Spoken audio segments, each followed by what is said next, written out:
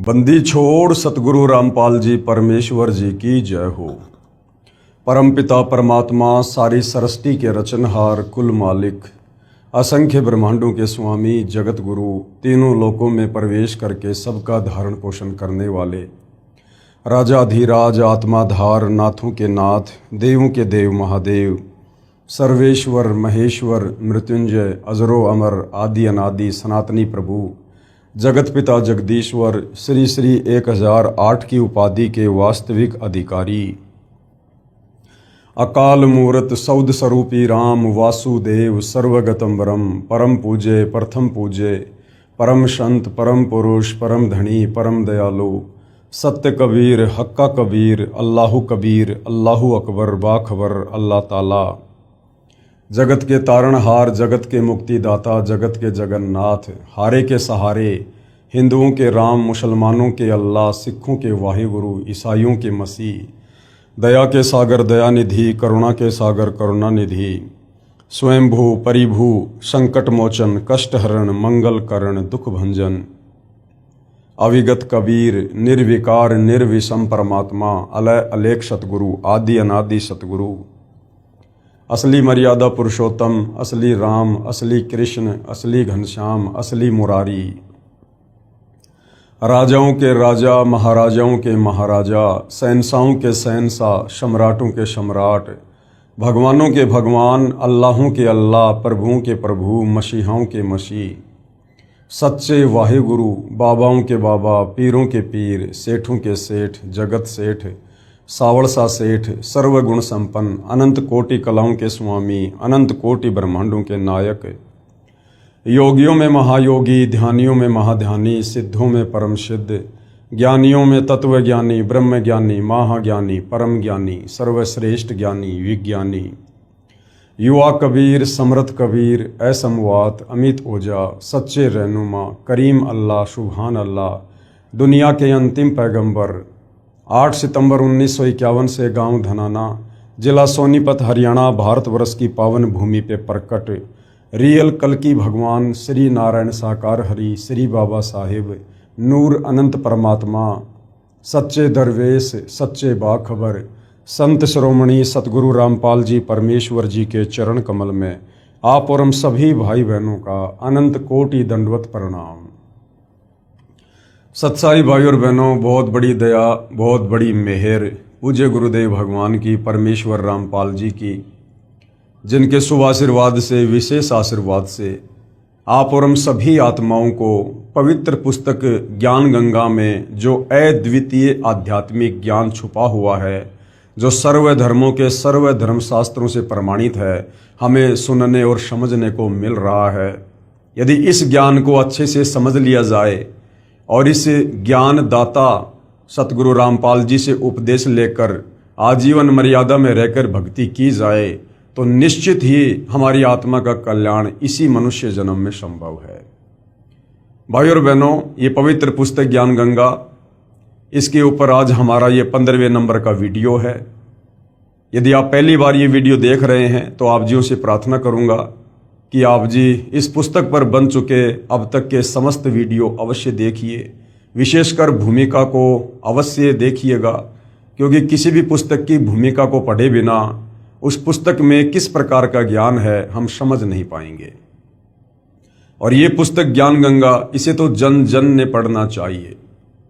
जिसको मानव शरीर प्राप्त है स्त्री या पुरुष का, उनके लिए तो ये पुस्तक एक प्रकार से वरदान सिद्ध हो जाएगी यदि किसी ने इस पुस्तक को रुचि लेकर धैर्य के साथ निष्पक्ष होकर पढ़ लिया और यदि इनमें लिखी बातों पर अमल कर लिया तो भाई और बहनों, कुल का मालिक कौन है, एक परमात्मा कौन है, सारी सृष्टि को रचने वाला कौन है, ब्रह्मा विष्णु महेश को बनाने वाला कौन है, दुर्गा और इस ब्रह्म को गीता ज्ञान दाता को उत्पन्न करने वाला कौन परमात्मा है, वो कैसा है, कहाँ रहता है, कैसा दिखाई देता है, कैसे मिलता है और कैसे हम उसको प्राप्त करके और जब तक इस लोक में हैं यहाँ भी आध्यात्मिक लाभ प्राप्त कर सकते हैं और कैसे शरीर छूटने के बाद उस परमेश्वर के लोक में जाकर सदा सदा के लिए सुखी हो सकते हैं।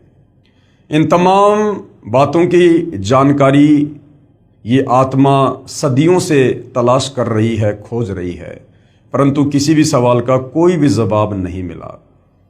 कारण ये था कि हमारे जितने भी आध्यात्मिक गुरु हैं, धर्म गुरु हैं, आचार्य शंकराचार्य हैं, मुल्ला मौलवी हैं, पोप पादरी हैं, पाठी हैं, इन्हें स्वयं तत्व ज्ञान नहीं, इन्हें स्वयं सृष्टि रचना का ज्ञान नहीं, ये लोग कथा करने के अधिकारी नहीं, गुरु पद पर बैठकर किसी को उपदेश देने के अधिकारी नहीं, जिसके चलते ये लोग भगत समाज को भी अध्यात्म के नाम पर केवल झूठ ही बोलते रहे, झूठ ही परोसते रहे। तो भाइयों और बहनों, अब वो समय आ गया है, साक्षात तत्वदर्शी संत के रूप में, जगत गुरु के रूप में, सर्व सृष्टि को रचने वाले और सर्व सृष्टि वासियों का पालन पोषण करने वाले कबीर परमेश्वर धरती पर प्रकट हो चुके हैं। यदि आवश्यकता है तो थोड़ा अध्यात्म में रुचि लेकर और उनके द्वारा लिखी पवित्र पुस्तक को पढ़ने की है, उनके सत्संग सुनने की है। आज हमारा इस पवित्र पुस्तक ज्ञान गंगा के ऊपर, जिसको सतगुरु रामपाल जी ने अपने कर कमल से लिखा है, आज हमारा ये 15वें नंबर का वीडियो है। और प्रत्येक वीडियो में हमें अध्यात्म के विषय में वो अनसुनी बातें, वो अनसुनी सच्चाई सुनने और समझने को मिल रही है, जिसके लिए हम युगों युगों से तड़प रहे थे। ये आत्मा भटक रही थी, परंतु वो वस्तु हमें मिल नहीं पा रही थी। तो भाइयों और बहनों, आज का टॉपिक है कि वो कबीर परमात्मा चारों युगों में आते हैं, यहाँ पर तत्वदर्शी संत की भूमिका करते हैं। आप और हम आत्माओं को अपने तत्व ज्ञान से समझाकर सतलोक ले जाने का प्रयास करते हैं। और जो जो आत्माएं तत्वदर्शी संत रूप में आए हुए कबीर परमेश्वर की शरण ग्रहण करके आजीवन मर्यादा में रहकर भक्ति करती रहती हैं, अंत समय में परमेश्वर उनको अपने साथ अपने निज लोक सतलोक ले जाते हैं। तो सतयुग में कबीर परमेश्वर जी सत सुकृत ऋषि के नाम से प्रकट हुए और किस प्रकार से उन्होंने मनु जैसे विद्वानों को भी, जो लोक वेद के आधार से विद्वान सिद्ध थे, कबीर परमेश्वर जी ने उनको भी वेदों का वास्तविक ज्ञान समझाने का प्रयास किया, सृष्टि रचना से परिचित करवाने का प्रयास किया। लेकिन मान बड़ाई और अहंकार के चलते मनु जी ने कबीर परमेश्वर, जो सत सुकृत ऋषि के नाम से सतयुग में प्रकट थे, उनकी बातों पर गौर नहीं किया और परमेश्वर का नाम वामदेव रख दिया। क्योंकि परमेश्वर जो सत ज्ञान यहाँ बता रहे थे, वो यहाँ के चारों वेदों में नहीं है। 21 ब्रह्मांड की सृष्टि में किसी को भी पूरी जानकारी नहीं है, इसलिए उस ज्ञान को पहले कभी नहीं सुना था, इसलिए वो ज्ञान अटपटा लगा और परमेश्वर का नाम वामदेव रख दिया, यानी उल्टा ज्ञान प्रचार करने वाला। लेकिन भाइयों और बहनों, हम सब उस परमेश्वर की आत्मा है, चाहे ब्रह्मा विष्णु महेश हो, चाहे मनु जी हो, चाहे कोई भी धर्मगुरु हो, चाहे आम इंसान हो, या चाहे 184 योनियों में अपना कर्म भोग रहे जीव जंतु पशु पक्षी हों। परमेश्वर की कोशिश हमें हर प्रकार से समझा बुझाकर प्यार प्रेम से, साम दाम दंड भेद से भक्ति मार्ग पर लगाने की होती है। तो सतयुग में कबीर परमेश्वर किस प्रकार से प्रकट हुए, क्या क्या उन्होंने लीलाओं को जन्म दिया, आप और हमने पिछले वीडियो में देखा। आज के वीडियो में हम देखेंगे कि वही कबीर परमेश्वर फिर त्रेता युग में मुनिंदर ऋषि के नाम से प्रकट होते हैं और किस प्रकार से परमेश्वर भिन्न भिन्न लीलाओं को जन्म देते हैं, आप और हमें अध्यात्म समझाते हैं। उससे पहले भाइयों और बहनों, हमें सृष्टि रचना का ज्ञान होना बहुत जरूरी है, क्योंकि सृष्टि रचना को समझे बिना हम किसी भी धर्म के किसी भी पवित्र सदग्रंथ को नहीं समझ सकते हैं। क्योंकि सृष्टि रचना भक्ति मार्ग में मास्टर की का काम करती है। जिस प्रकार एक मास्टर चाबी होती है, वो किसी भी प्रकार के ताले को खोल देती है, उसी प्रकार अध्यात्म की जो मास्टर की है वो सृष्टि रचना है कि परमेश्वर कौन है, कैसा है, कहाँ रहता है, कैसे उन्होंने सर्व ब्रह्मांडों की उत्पत्ति की, कैसे सूर्य चांद सितारे ग्रह नक्षत्र बनाए, कैसे ब्रह्मा विष्णु महेश की उत्पत्ति हुई, दुर्गा कौन है, दुर्गा का पति कौन है, ब्रह्मा विष्णु महेश के माता पिता कौन हैं, ये काल कौन है जिसको गीता में ब्रह्म कहा गया है, ये निराकार बनकर क्यों रहता है जबकि ये आकार में है, साकार है, मनुष्य दृश्य है, ये सबके सामने क्यों नहीं आता है। इन तमाम प्रकार के सवालों के जवाब, फिर आप और हम क्यों जन्म रहे हैं, क्यों मर रहे हैं, क्यों गधे कुत्ते सुअर बन रहे हैं, क्यों हमारी आंखों के सामने परिवार का परिवार तबाह हो जाता है। कोई नहीं चाहता कि मैं मरूं, मैं बूढ़ा हूं, लेकिन फिर भी हम मरते हैं, वृद्ध होते हैं, सारे कष्ट भोगते हैं। तो इन तमाम प्रकार के सवालों के जवाब आपको सृष्टि रचना समझने के बाद ही मिल सकते हैं, क्योंकि इन तमाम सवालों के जवाब हमारे धर्मशास्त्रों में हैं, चाहे आप मुस्लिम धर्म से हैं, हिंदू धर्म से हैं, सिख या ईसाई धर्म से हैं। उन धर्मों की पवित्र पुस्तकों में, ग्रंथों में इन तमाम सवालों के जवाब छुपे हुए हैं, लेकिन उनको समझने के लिए आपने पहले सृष्टि रचना को समझना पड़ेगा। तो भाइयों और बहनों, सतगुरु रामपाल जी ने अपने सत्संगों में बारंबार हमें सृष्टि रचना सुनाई है। इस पवित्र पुस्तक ज्ञान गंगा में भी उन्होंने सृष्टि रचना का समावेश किया है। सर्व धर्मों के धर्मशास्त्रों से फिर उस सृष्टि रचना को उन्होंने प्रमाणित किया है, जो बिल्कुल सत्य कथा है, नारायण कथा है, अमर कथा है। और इस सृष्टि रचना पर जब तक हमें विश्वास नहीं होगा, तब तक हम भक्ति मार्ग में आगे नहीं बढ़ सकते, हम अध्यात्म में सफल नहीं हो सकते। तो सृष्टि रचना को लेकर पूज्य गुरुदेव भगवान ने बताया कि सर्वप्रथम एक अनामी लोक था। उस अनामी लोक में कबीर परमात्मा स्वयं ही विराजमान थे। उस समय तक उन्होंने कोई भी आत्मा उत्पन्न नहीं की थी। उस परमेश्वर के और भी उपमात्मक नाम थे, सत्य पुरुष, शब्द स्वरूपी राम, अकाल मूरत, परम अक्षर ब्रह्म आदि आदि।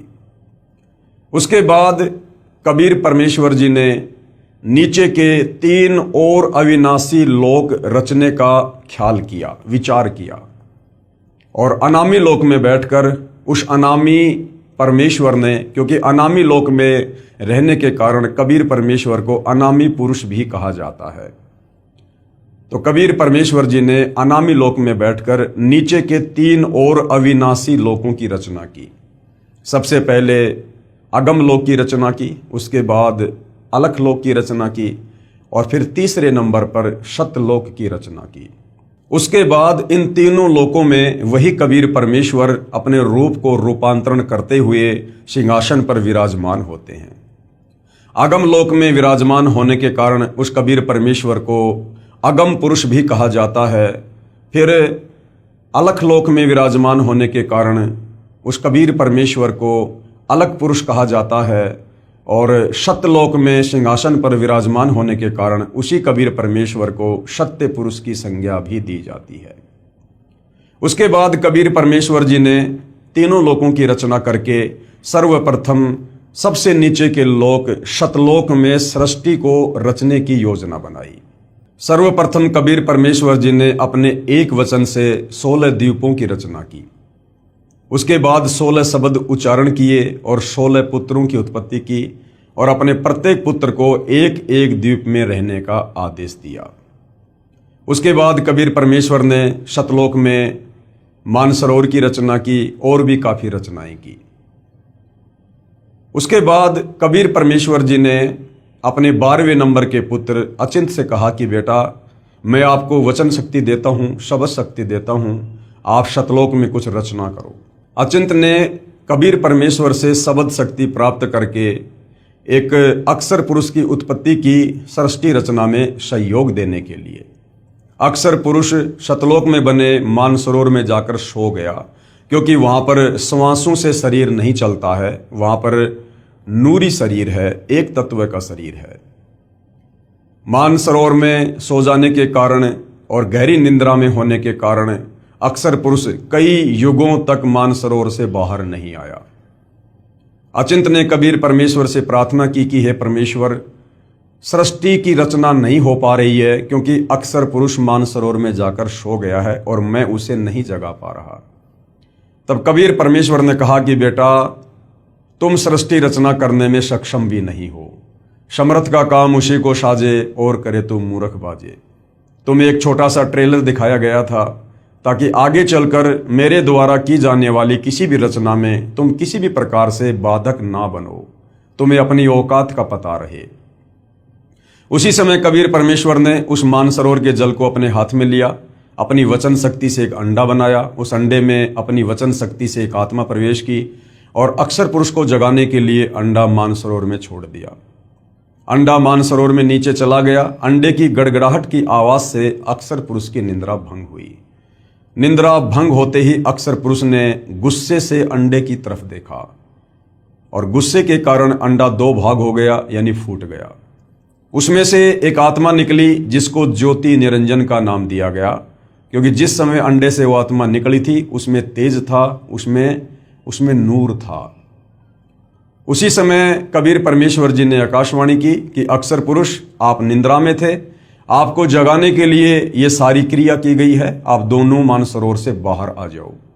उसी समय दोनों आत्मा ज्योति निरंजन और अक्सर पुरुष मानसरोवर से बाहर आ जाते हैं और कबीर परमेश्वर ने कहा कि आप दोनों आत्मा, आप अचिंत के द्वीप में उसके साथ रहो। परमेश्वर की आज्ञा प्राप्त करके ज्योति निरंजन और अक्सर पुरुष दोनों अपने बड़े भाई अचिंत के द्वीप में उसके साथ रहने लगे। उसके बाद कबीर परमेश्वर जी ने सतलोक में और बहुत सारी अनंत आत्माओं की अपने वचन से उत्पत्ति की और बहुत सारी रचना की। काफी समय बीत जाने के बाद ज्योति निरंजन के मन में एक खरपतवार उत्पन्न हुई कि हमारे बाकी 15 भाई एक एक द्वीप में अलग अलग रह रहे हैं और हम तीनों एक ही द्वीप में रह रहे हैं, क्यों ना परमेश्वर से अलग से राज्य प्राप्त किया जाए। उसके लिए इस ज्योति निरंजन ने सतलोक में एक पैर पर खड़ा होकर तप करना शुरू कर दिया। कबीर परमेश्वर ने पूछा कि भाई ज्योति निरंजन, आप ये तप क्यों कर रहे हो, हठ क्यों कर रहे हो? ज्योति निरंजन ने कहा कि पिताजी, मुझे कुछ अलग से राज्य दीजिए, मेरे लिए वो जगह थोड़ी है। और जिस समय भाइयों और बहनों ये ज्योति निरंजन सतलोक में एक पैर पर खड़ा होकर तप कर रहा था, उस समय आज आप और हम जितनी भी आत्माएं इस मृत लोक में, इस 21 ब्रह्मांड में, ब्रह्मा विष्णु महेश से लेकर आप और हम जैसे आम इंसान, 184 योनियों के जलचर, थलचर, नभचर जितने भी प्राणी हैं, गंदी नाली के कीड़े से लेकर ब्रह्मा विष्णु महेश तक, जो आज हम यहाँ पर दुख भोग रहे हैं, नरक भोग रहे हैं, जन्म और मरण के रोग में हैं, 184 योनियों का कष्ट भोग रहे हैं, हम सभी आत्माएं उस समय तप कर रहे उस ज्योति निरंजन के ऊपर आसक्त हो गए। कबीर परमात्मा ने हमें बीच बीच में बहुत सावधान किया कि बच्चों, ये नादान है, इसकी नादानी को मत देखो, ये अपने कर्म फोड़ रहा है। आप आत्माओं को किस बात की कमी है? आपको सर्व सुख है, सर्व सुविधा है, आप अपनी भक्ति करो, प्रेम से आराम से रहो, इस नादान की नादानी को मत देखो। हम आत्माएं ऊपर से तो सावधान हो गई, परंतु अंदर से जो कशक थी वो ज्यों की त्यों ज्योति निरंजन के प्रति बनी रही। कबीर परमेश्वर ने देख लिया कि भाई बार बार समझाने के बावजूद भी ये अपनी हरकतों से बाज नहीं आ रहे हैं, ये पतिव्रता पद से नीचे गिर चुके हैं, इनकी आस्था अपने परमेश्वर से हटकर और एक अपने जैसे 2 कोड़ी के जीव के ऊपर अधिक होती जा रही है। इसलिए कबीर परमेश्वर ने सोचा कि अब ये आत्मा सतलोक में रहने के लायक नहीं है। उधर से जब सत्ययुग ज्योति निरंजन ने तप पूरा कर लिया तो कबीर परमेश्वर ने कहा, भाई आपको क्या चाहिए? ज्योति निरंजन ने कहा, पिताजी मुझे अलग से राज्य दे दीजिए। कबीर परमेश्वर ने उसके 70 युग के तप के बदले उसे सतलोक में 21 ब्रह्मांड दे दिए, जैसे कोई सेठ साहूकार पिता अपने बच्चे को 21 प्लाट दे देता है। उन 21 ब्रह्मांडों को प्राप्त करके ज्योति निरंजन फूला नहीं समाया और अपने उन ब्रह्मांडों में सैर करने लगा, घूमने फिरने लगा। काफी समय बाद उसके मन में आया कि खाली प्लाटों का क्या करूंगा, इसमें कुछ रचना भी होनी चाहिए। उस रचना की सामग्री को प्राप्त करने के लिए ज्योति निरंजन ने सतलोक में फिर से एक पैर पर खड़ा होकर तप करना शुरू कर दिया। जब 70 युग बीत गए तब कबीर परमेश्वर ने पूछा कि भाई अब आपको क्या चाहिए? जो आपने मांगा था मैंने आपको दिया। ज्योति निरंजन ने कहा कि पिताजी मुझे कुछ रचना रचने की सामग्री दे दीजिए ताकि मैं कुछ कंस्ट्रक्शन अपने ब्रह्मांडों में कर सकूं।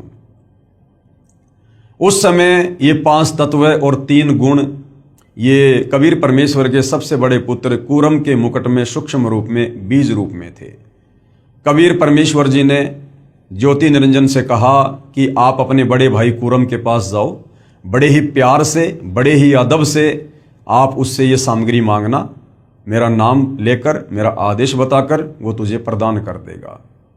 ज्योति निरंजन अपने बड़े भाई कूरम के पास जाता है रचना सामग्री प्राप्त करने के लिए। कूरम उस समय समाधि में था, ध्यान में था, भक्ति में लीन था। वहां जाकर ज्योति निरंजन ने आवाज दी कि भैया मुझे पिताजी ने भेजा है तुम्हारे पास में सृष्टि को रचने की सामग्री है वो मुझे चाहिए। लेकिन कूरम ध्यान में था, उसकी बात को नहीं सुन पाया। उधर से ज्योति निरंजन ने अपना धैर्य खो दिया और कूरम को जगाने के लिए उसके मुकुट को हिलाया। जैसे ही कूरम के मुकुट को हिलाया, उसमें से 3 गुण निकले, रजगुण, सतगुण और तमगुण। इन तीनों को प्राप्त करके ज्योति निरंजन बड़ा प्रसन्न हुआ और सोचा इसके मुकुट में तो और भी बहुत कुछ होगा। फिर से उसके मुकुट को हिलाया तो उसमें से 5 तत्व निकले, पृथ्वी, अग्नि, जल, वायु, आकाश। ये बीज रूप में थे, सूक्ष्म रूप में थे। इतने में कूरम समाधि से बाहर आता है और कहता कि आप ये क्या कर रहे हो। ज्योति निरंजन ने कहा कि मुझे पिताजी ने आज्ञा दी है और मुझे ये रचना सामग्री प्राप्त करनी थी। तो कूरम ने कहा कि ये तो बहुत कीमती वस्तु है और मुझे सत्य पुरुष ने दी है, मुझे पिताजी ने दी है, कबीर परमेश्वर ने दी है और उनकी आज्ञा के बिना मैं ये किसी और को नहीं दे सकता। आप थोड़ा सा धैर्य धारण करो, मैं अभी पिताजी से आज्ञा प्राप्त करता हूँ। लेकिन काल ने एक नहीं सुनी और उसी समय वहाँ से वो निकल लिया। कूरम थोड़ा नाराज हुआ और परमेश्वर जी को सारी बात ध्यान के माध्यम से बताई। उसी समय कबीर परमेश्वर जी ने कहा कि बेटा, छोटे गलती किया करते हैं, बड़े माफ़ किया करते हैं। वो नादान है और उसके लोक में कभी भी शांति नहीं रहेगी। घर घर में लड़ाई झगड़ा, मन मुटाव, छल कपट इसी प्रकार से रहेगा। कूरम शांत हो गया। ज्योति निरंजन सारी रचना की सामग्री को प्राप्त करके अपने 21 ब्रह्मांडों में आता है और काफी कुछ रचना करता है। हम सभी नादान आत्माएं उसके ऊपर कुर्बान हो चुकी थी, पतिव्रता पद से नीचे गिर चुकी थी। कुछ समय बाद ज्योति निरंजन ने देखा कि मैंने बहुत सारा निर्माण कार्य भी कर लिया है, लेकिन मेरे अकेले का मन नहीं लग रहा, कुछ आत्मा हो तो बात बने। ये सोचकर ज्योति निरंजन ने फिर से सतलोक में 64 युग तप किया। 64 युग तप करने के बाद कबीर परमेश्वर जी ने कहा कि भाई ज्योति निरंजन, आपको जो चाहिए था वो मिल गया, अब और क्या चाहिए, आप ये क्यों हट कर रहे हो। ज्योति निरंजन ने कहा, पिताजी मुझे कुछ आत्मा दे दो, मेरा अकेले का मन नहीं लगता। कबीर परमेश्वर ने कहा कि बेटा, तेरे तप के बदले अगर तुझे और ब्रह्मांड चाहिए तो मैं दे सकता हूँ, परंतु ये मेरे बच्चे हैं, मेरी आत्मा हैं, ये मेरे वचन से, मेरे शब्द से, मेरे शरीर से उत्पन्न हैं, इनको मैं किसी भी कीमत पर नहीं दे सकता हूँ। हाँ, यदि कोई तेरे साथ स्वेच्छा से जाना चाहे तो मैं आज्ञा दे सकता हूँ। कबीर परमेश्वर को पता था कि इन सब की आस्था इस ज्योति निरंजन में ज़्यादा हो चुकी है, अब ये सतलोक में रहने के योग्य नहीं है। और ये ज्योति निरंजन भी हमें बार बार कहा करता था कि मैंने पिताजी से ऐसे ऐसे 21 ब्रह्मांड प्राप्त कर लिए हैं, मैंने बहुत ही बढ़िया वहाँ पर रचना की है, हम वहाँ पर मौज किया करेंगे, सुख भोगा करेंगे, क्या तुम मेरे साथ चलोगे। हम कहा करते थे कि भाई अवश्य चलेंगे यदि पिताजी आज्ञा दे दें। तो ज्योति निरंजन ने कहा कि पिताजी, कुछ आत्माएं हैं जो मेरे साथ जाना चाहती हैं। परमेश्वर ने कहा ठीक है भाई, मेरे सामने स्वीकृति दिलवा दे, मैं उनको भेज दूंगा। ज्योति निरंजन और कबीर परमेश्वर हम सभी आत्माओं के पास आते हैं और परमेश्वर जी कहते हैं कि भाई कौन कौन हंस आत्मा है जो इस ज्योति निरंजन के साथ इसके 21 ब्रह्मांडों में जाना चाहती है। चारों तरफ सन्नाटा छा गया, किसी की बोलने की हिम्मत नहीं हुई। तो कबीर परमेश्वर ने कहा, भाई ज्योति निरंजन, आप तो कह रहे थे कि कुछ आत्माएं मेरे साथ जाना चाहती हैं, यहाँ तो कोई कुछ नहीं बोल रहा। इतने में एक आत्मा ने सर्वप्रथम हाथ खड़ा किया और कहा, पिताजी मैं जाना चाहता हूँ। उस आत्मा की देखा देखी फिर असंख्य आत्माओं ने हाथ खड़े कर दिए कि कहीं सारी लूट, सारी मौज 21 ब्रह्मांडों में ये अकेला ही ना लूट ले। असंख्य आत्माओं ने हाथ खड़े कर दिए। कबीर परमेश्वर ने कहा, ठीक है भाई ज्योति निरंजन, आप अपने 21 ब्रह्मांडों में जाइएगा, मैं इन तमाम आत्माओं को तुम्हारे पास अपने हिसाब से भेज दूंगा। ज्योति निरंजन अपने 21 ब्रह्मांडों में चला जाता है। पीछे से कबीर परमेश्वर ने सर्वप्रथम जिस हंस आत्मा ने काल के साथ जाने के लिए हाथ खड़ा किया था, उसकी एक युवा लड़की बनाया, सुंदर लड़की बनाया। और हम जितनी भी आत्माएं थी, तमाम आत्माओं को परमेश्वर जी ने सूक्ष्म रूप में उस लड़की के अंतःकरण में डाल दिया, जिसका नाम उन्होंने अष्टंगी रखा, आस्ट्रा रखा, आदि माया रखा, जिसको आगे चलकर दुर्गा भी कहा गया। वही शेरा वाली माता दुर्गा। हम सभी आत्माओं को दुर्गा के अंतःकरण में सूक्ष्म रूप में डाल दिया और कहा, बेटी मैंने तुझे सबद शक्ति दे दी है, जितनी आत्मा ज्योति निरंजन कहेगा तू उत्पन्न कर सकती है। उस समय उस आदि माया दुर्गा को जो है वो प्रजनन इंद्री नहीं थी, क्योंकि सतलोक में किसी को भी प्रजनन इंद्री नहीं है। और कबीर परमेश्वर ने अपने पुत्र सहजदास के द्वारा दुर्गा को ज्योति निरंजन के पास भिजवा दिया। सहजदास दुर्गा को ज्योति निरंजन के पास उसके 21 ब्रह्मांडों में छोड़कर आ जाता है और सारी बात बताकर आ जाता है। सहजदास के आने के बाद ज्योति निरंजन के मन में खरपतवार उत्पन्न हुई, क्योंकि पहले ही वो 3 गुण प्राप्त कर चुका था, जिसमें एक गुण है रजगुण। रजगुण के प्रभाव से वो विषय वासनाओं से ग्रस्त हुआ और लड़की के युवा रंग रूप को देखकर उस पर आसक्त हो गया और उसके साथ में बलात्कार करने का प्रयास करने लगा। दुर्गा ने कहा कि भाई आप ऐसा जुल्म ना करो, आप मेरे बड़े भाई हो, आपको परमेश्वर ने पहले अंडे से उत्पन्न किया है, बाद में हमें अपने वचन से किया है, आप मेरे बड़े भाई हो, भाई बहन का ये दुष्कर्म बहुत बड़ा पाप होगा। मेरे पास में सबद शक्ति है, आप जितनी आत्मा चाहोगे मैं उत्पन्न कर दूंगी। परंतु विषय वासनाओं से बहुत अधिक प्रभावित होकर इस ज्योति निरंजन ने दुर्गा की एक भी बात नहीं सुनी और अपने नाखूनों से जबरदस्ती अपनी सिद्धि से दुर्गा को स्त्री इंद्री लगाने का प्रयास किया। दुर्गा ने सूक्ष्म रूप बनाया और इस ज्योति निरंजन के मुख के माध्यम से उसके पेट में जाकर शरण ली और वहां से फिर कबीर परमेश्वर को याद किया कि हे पिताजी मेरी रक्षा करो।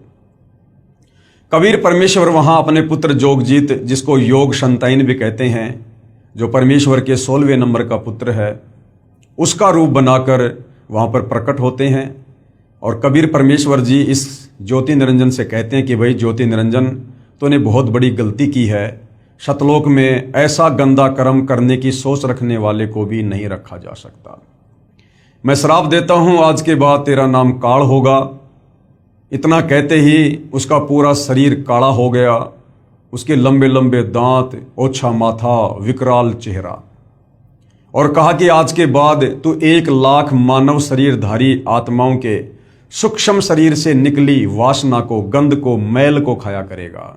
ये मैं तुझे श्राप देता हूं और इसी समय मेरे आदेश से तू अपने 21 ब्रह्मांडों को लेकर सतलोक से दूर चला जा। उसी समय विमान की तरह 21 ब्रह्मांड चल पड़े और सतलोक से 16 शंख कोश की दूरी पर आकर परमेश्वर की वचन शक्ति से, वैज्ञानिक जिसको गुरुत्वाकर्षण शक्ति कहते हैं, स्थिर हो गए और ये 5 तत्व, 3 गुण अपनी अपनी जगह पर स्थिर हो गए। सतलोक से 16 शंख कोश की दूरी पर आने के बाद इस ज्योति निरंजन ने दुर्गा से कहा कि दुर्गा अब मैं अपनी मनमानी करूंगा, अब मेरा कौन क्या बिगाड़ लेगा, मुझे जो सजा मिलनी थी मिल चुकी है। और दुर्गा के साथ में जबरदस्ती करने का प्रयास करने लगा। दुर्गा ने फिर समझाया कि भाई देख, सर्वप्रथम तो तू मेरा बड़ा भाई है, मैं तेरी छोटी बहन हूं, उसके बाद मैं तेरे पेट से बाहर आई हूं, मैं तेरी बेटी हुई, बाप बेटी का, भाई बहन का ये कुक्रम महापाप का भागी होगा, आप ऐसा ना करो। मेरे पास वचन शक्ति है परमेश्वर की दी हुई, कबीर भगवान की, आप जितनी आत्मा चाहोगे मैं उत्पन्न कर दूंगी। परंतु रजोगुण के प्रभाव से प्रभावित होने के चलते इसने दुर्गा की एक नहीं सुनी और इसने दुर्गा के साथ में शादी की, पति पत्नी व्यवहार किया और इसने 3 पुत्रों की उत्पत्ति की। सबसे बड़े का नाम ब्रह्मा रखा, उससे छोटे का विष्णु, तीसरे नंबर वाले का शंकर, और तीनों को एक एक गुण से युक्त कर दिया। और इसने अपने इन 21 ब्रह्मांडों को 4 महाब्रह्मांडों में सेट कर दिया।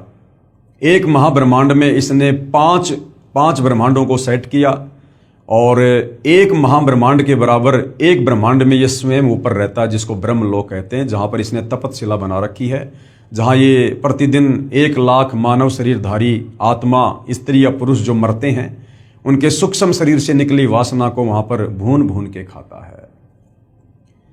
और उसके बाद तीनों पुत्रों को इस काल ने अचेत कर दिया। एक पुत्र को इसने, जो सबसे बड़ा है ब्रह्मा, उसको कमल के फूल के ऊपर अचेत करके लेटा दिया। दूसरे वाले पुत्र विष्णु को शेषनाग की सैया के ऊपर अचेत करके लेटा दिया। तीसरे नंबर के पुत्र शिवजी को, शंकर को इसने कैलाश पर्वत पर अचेत करके बैठा दिया और दुर्गा से कहा कि दुर्गा, तुम इनकी अचेत अवस्था में तुम इनकी परवरिश करो और मेरे आदेश से तुम इनको चेतना में लाना। उसके बाद इस काल ने दुर्गा से कहा कि दुर्गा, 3 पुत्रों की उत्पत्ति हो चुकी है, तीनों पुत्र एक एक गुण युक्त हो चुके हैं। अब तुम इन तीनों पुत्रों के माध्यम से आगे सृष्टि की रचना करो, मेरे भोजन की व्यवस्था करो, जीवों की उत्पत्ति करो। और काल ने कहा कि आज के बाद मैं किसी को भी दर्शन नहीं दूंगा। दुर्गा ने कहा, क्या तुम अपने तीनों पुत्रों को भी दर्शन नहीं दोगे? तो ब्रह्म, गीता जी में जिसको ब्रह्म कहा गया है, ये ज्योति निरंजन काल, इसको क्षर पुरुष भी कहते हैं। क्षर का मतलब होता है नाशवान, जिसका जन्म और मरण हो। तो इस ब्रह्म अर्थात काल ने कहा कि मैं अपने तीनों पुत्रों को भी दर्शन नहीं दूंगा, ये मेरी मजबूरी है। यदि मैंने इनको दर्शन दे दिए तो ये मेरे वास्तविक रूप से परिचित हो जाएंगे और फिर ये सवाल करेंगे कि आपका इतना भूंडा चेहरा कैसे है। और सच पता चलने पर कि मुझे रोजाना 1 लाख मानव शरीरधारी आत्माओं को खाना पड़ता है, तो ये कभी भी मेरे लिए संतान उत्पत्ति नहीं करेंगे, जीवों की उत्पत्ति नहीं करेंगे, इस पाप में भागी नहीं बनेंगे। तो ये अपने पुत्रों को भी दर्शन नहीं देता है। और इसने दुर्गा से कहा कि दुर्गा, अब तुम तीनों पुत्रों को सचेत करो।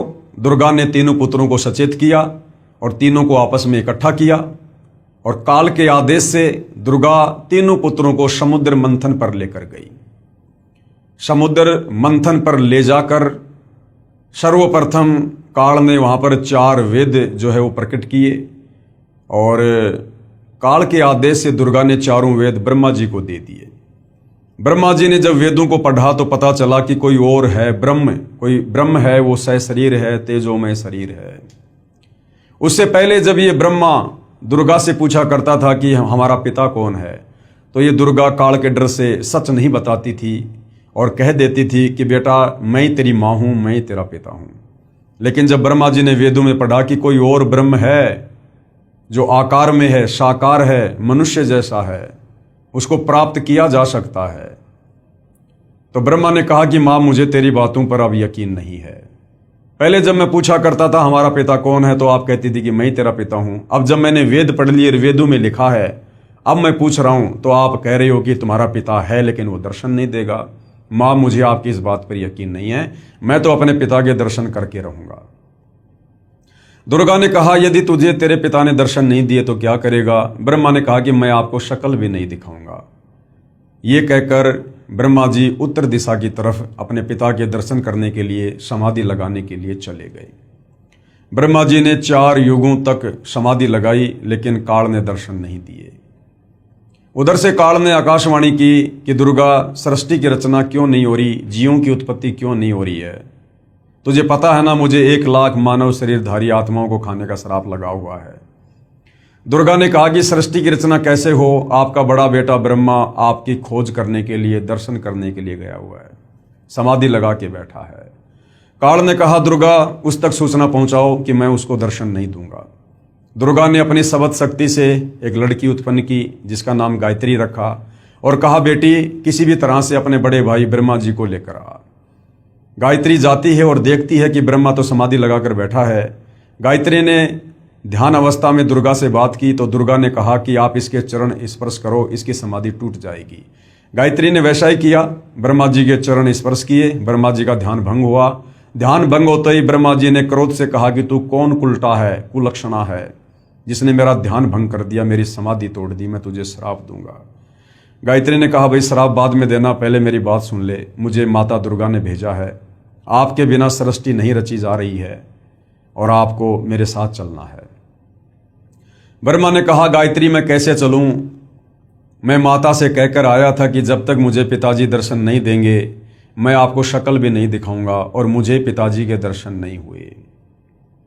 ब्रह्मा ने कहा कि गायत्री अगर तू मेरी झूठी गवाही दे कि मेरे सामने ब्रह्मा को ब्रह्म ने दर्शन दिए हैं तो मैं चल सकता हूं।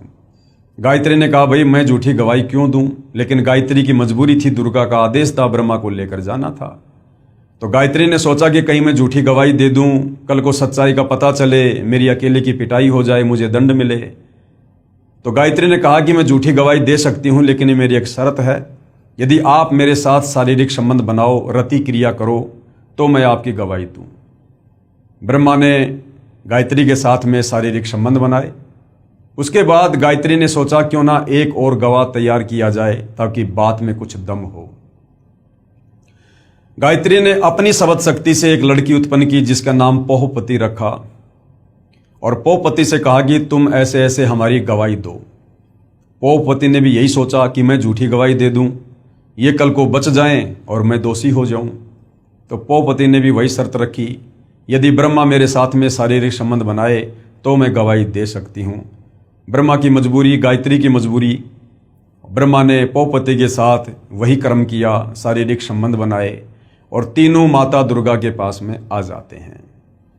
दुर्गा कहती है, बेटा तुझे तेरे पिता ब्रह्म ने दर्शन दिए। ब्रह्मा जी ने कहा कि माता जी मुझे दर्शन हुए हैं। दुर्गा ने कहा कि मैं कैसे यकीन करूं, कोई गवाह पेश करो। ब्रह्मा जी ने कहा कि ये दोनों लड़कियां हैं, इन दोनों के सामने दर्शन दिए। दुर्गा ने उन दोनों से पूछा तो दोनों ने स्वीकृति दे दी कि हमारे सामने पिताजी ने दर्शन दिए हैं। उधर से दुर्गा ने सोचा कि ये काल मुझे तो कह रहा था कि मैं कभी किसी को दर्शन नहीं दूंगा, ये कह रहे हैं कि मुझे दर्शन दिए हैं। दुर्गा थोड़ा नाराज हुई और उसने ध्यान लगाया। उधर से काल ने आकाशवाणी की कि दुर्गा ये तीनों झूठ बोल रहे हैं, मैंने किसी को कोई दर्शन नहीं दिए हैं। दुर्गा नाराज होकर आई और कहा कि भाई तुम्हारे पिता ने आकाशवाणी की है, उन्होंने तुम्हें दर्शन नहीं दिए, तुम झूठ बोल रहे हो। इतना सुनकर ब्रह्मा जी हंसने लगे और कहने लगे, माता जी मैं क्या करता, मेरी मजबूरी थी, पिताजी ने दर्शन दिए नहीं। मैं आपसे प्रतिज्ञा करके गया था कि यदि पिताजी दर्शन नहीं देंगे मैं आपको शक्ल नहीं दिखाऊंगा, इसलिए झूठ बोलना पड़ा। उसी समय दुर्गा ने काल प्रेरणा से गुस्से में आकर अपने बड़े बेटे ब्रह्मा को श्राप दे दिया कि जग में तेरी पूजा नहीं होगी और तेरे वंशज भी तेरे जैसे झूठे होंगे, पाखंडी होंगे। ब्रह्मा जी के वंशज हैं धर्मगुरु, आचार्य, शंकराचार्य, विद्वान लोग हर धर्म के, और आज ये लोग वही कर रहे हैं जैसा श्राप दुर्गा ने ब्रह्मा को दिया था कि लोगों को ठगना, झूठ बोलना, धर्म कर्म के नाम पर पाखंड करना, मिथ्या प्रचार करना, ये तेरे वंशज करेंगे। और आज ब्रह्मा के वंशज धर्मगुरु वही कर रहे हैं, शास्त्रों के विरुद्ध ज्ञान ही समाज को दे रहे हैं। इतना सुनकर ब्रह्मा जी बेहोश हो गए और दुर्गा ने फिर गायत्री को श्राप दिया, जिसने झूठी गवाही दी थी कि तू मृत लोक में यानी पृथ्वी लोक पर गाय बनेगी और तेरे कई कई सांड जो है वो पति होंगे।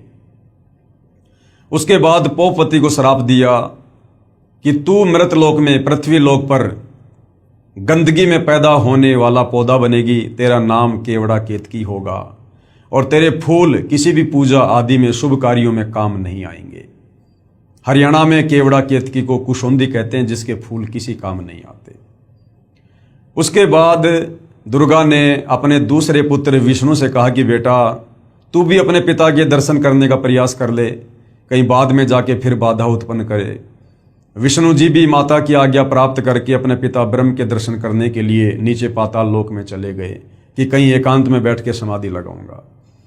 पाताल लोक में शेषनाग का आधिपत्य था। शेषनाग ने देखा ये मेरे लोक में मेरी आज्ञा के बिना बेधड़क होकर भला कौन आ रहा है, इसको मजा चखाना चाहिए। शेषनाग ने अपने 1000 फणों से जहर की फुंकार छोड़ दी और श्री विष्णु जी का रंग नीला हो गया, ब्लैक हो गया। विष्णु जी ने सोचा कि मैंने इसको कुछ कहा नहीं, कुछ बिगाड़ा नहीं और बेवजह इसने मेरे साथ ऐसा व्यवहार किया है, मेरा शरीर बिगाड़ दिया, मैं अभी इसको मजा चखाता हूं। जैसे विष्णु आगे बढ़े, उधर से काल ने आकाशवाणी की कि बेटा विष्णु अभी तू इसको कुछ मत बोल, इसका बदला मैं तुझे द्वापर युग में दूंगा, जब तू श्री कृष्ण रूप में जाएगा अवतार धारण करके। उस समय ये कालीदय में कालिया नाम का नाग होगा, कालिंद्री में, उस समय तू अपना बदला लेना और अपनी माँ को जाके सच सच बता दे, अगर तूने झूठ बोला तो तेरी हाल भी वही होगा जो ब्रह्मा का हुआ। विष्णु वापस चला जाता है अपनी माता के पूछने पर कि बेटा तुझे तेरे पिता ने दर्शन दिए, तो विष्णु जी ने सच सच कह दिया कि माता जी मुझे दर्शन नहीं हुए। दुर्गा बड़ी प्रसन्न हुई और विष्णु जी को आशीर्वाद दिया कि बेटा तू सत्यवादी होगा, जगत में तेरी पूजा होगी। उसके बाद दुर्गा अपने तीसरे नंबर के पुत्र शिव जी के पास जाती है और कहती है कि बेटा, तू भी अपने पिता के दर्शन करके देख ले, तेरे दोनों भाइयों को तो तेरे पिता ने दर्शन दिए नहीं। इस मामले में शंकर जी बड़े होशियार निकले। शंकर जी ने कहा कि माता जी, जब मेरे दोनों बड़े भाइयों को पिता ने दर्शन नहीं दिए तो मेरा तो दर्शन के लिए प्रयास करना ही व्यर्थ है। लेकिन माता जी, मेरे ऊपर एक दया कर दो, मुझे अमर बना दो, मैं मृत्युंजय हो जाऊं, मैं कभी ना मरूं। क्योंकि सतलोक में हम मरा नहीं करते थे, मृत्युंजय थे, अविनाशी थे, अजरो अमर थे। तो दुर्गा ने कहा कि बेटा, इस 21 ब्रह्मांड में तो ऐसा कोई भी नहीं है जो जन्म लेगा और मरेगा नहीं। बेटा, ये मेरे बस से बाहर की बात है। हाँ, मैं ये कर सकती हूं, तुझे एक विधि बता सकती हूं ध्यान लगाने की, समाधि लगाने की, जिससे तेरी उम्र तेरे भाइयों से बड़ी हो जाएगी। बोला, माँ वही उपकार कर दो। दुर्गा ने उसको 10वें द्वार में श्वासों को रोककर ध्यान लगाने की विधि बताई, क्योंकि हमारा शरीर श्वासों पर टिका हुआ है। जितनी श्वासें हम उतने ही जीवित रहते हैं। तो शंकर जी हम देखते हैं ज़्यादातर समाधि में रहते हैं, 10वें द्वार में जाकर और अपनी श्वासों को रोककर ध्यान लगाते हैं, जिस कारण से इनकी लंबी उम्र है। कंप्लीट प्रोसीजर होने के बाद काल ने दुर्गा से कहा कि दुर्गा, अब इन तीनों को एक बार फिर से समुद्र मंथन पर लेकर जा और जो जो वस्तु इनको निकले आप इनको दो, आप इनकी शादी करो। दुर्गा अपने तीनों पुत्रों को लेकर समुद्र मंथन पर जाती है। समुद्र मंथन होता है और वहां पर दुर्गा स्वयं जल के अंदर छुप जाती है और अपने 3 रूप धारण करती है। समुद्र मंथन होने के बाद में दुर्गा पूछती है कि बच्चों, पहले क्या वस्तु निकली? तो ब्रह्मा जी ने कहा कि ये 3 लड़कियां निकली हैं। सबसे पहले ये वाली लड़की निकली है। दुर्गा ने उसका नाम सावित्री रखा और कहा कि आज से ब्रह्मा, ये तेरी पत्नी होगी और तुम अपने लोक में जाकर और खुशी खुशी रहो। दूसरे नंबर पर जो लड़की निकली उसका नाम सावित्री रखा और विष्णु जी से शादी कर दी और विष्णु लोक में भेज दिया। तीसरे नंबर पर जो लड़की निकली थी उसका नाम उमा रखा, पार्वती, शंकर जी से शादी कर दी और कहा बेटा जाओ। उधर से काल ने पहले ही तीनों को एक एक गुण से युक्त कर दिया था, रजगुण ब्रह्मा, शतगुण विष्णु और तमगुण शंकर। और उसके बाद में ये नीचे की सृष्टि शुरू हो जाती है, जीवों की उत्पत्ति का कार्य शुरू हो जाता है। प्रतिदिन 1.25 लाख ये दुर्गा उत्पन्न करती है और 1 लाख प्रतिदिन शंकर जी जीवों को मार मार के संहार करके किसी भी प्रकार से लड़ाई झगड़े में, मन मुटाव में, एक्सीडेंट में, युद्ध में अपने पिता काल का भोजन तैयार करता है। इस प्रकार से भाई और बहनों, ये 21 ब्रह्मांड वाली सृष्टि इस काल की, ज्योति निरंजन की, क्षर पुरुष की यहाँ पर चल रही है। यानी आप और हमें समझ में आ जाना चाहिए कि हम यहाँ पर केवल जेल भोग रहे हैं, क्योंकि जो गलती हमने सतलोक में अपने पिताजी के साथ की थी, पतिव्रता पद से नीचे गिर के काल पे आसक्ति करके, हम उसकी सजा भोगने के लिए यहाँ पर आए हुए हैं। अन्यथा ये हमारा कोई ससुराल नहीं है।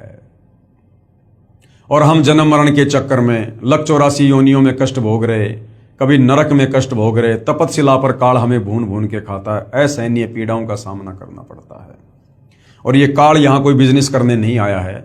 इसने सतलोक में जो तप करके गलती की और दुर्गा के साथ जिस प्रकार से दुर्व्यवहार करने का प्रयास किया उस सच्चे लोक में, उसकी सजा इसने पाई। और यहाँ पर प्रतिदिन 1 लाख मानव शरीरधारी आत्माओं के सूक्ष्म शरीर से निकली गंध को, मैल को ये खाता है।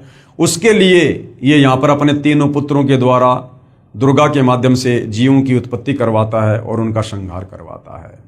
और विष्णु के माध्यम से सबको मोह ममता में बांध के स्थिति को बना के रखता है। तो इस प्रकार से भाइयों और बहनों, इस काल की ये सृष्टि यहां पर चल रही है।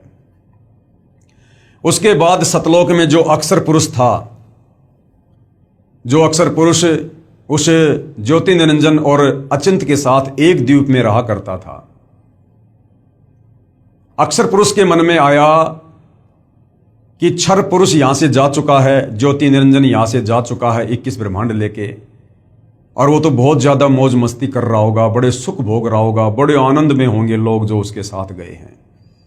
ये सोचकर अक्षर पुरुष ने भी सतलोक में जो भक्ति करते हैं, सार नाम का जाप करते हैं, सार नाम का जाप भी किया और साथ में चिंतित रहने लगा, व्याकुल रहने लगा अपने साथी ज्योति निरंजन की याद में।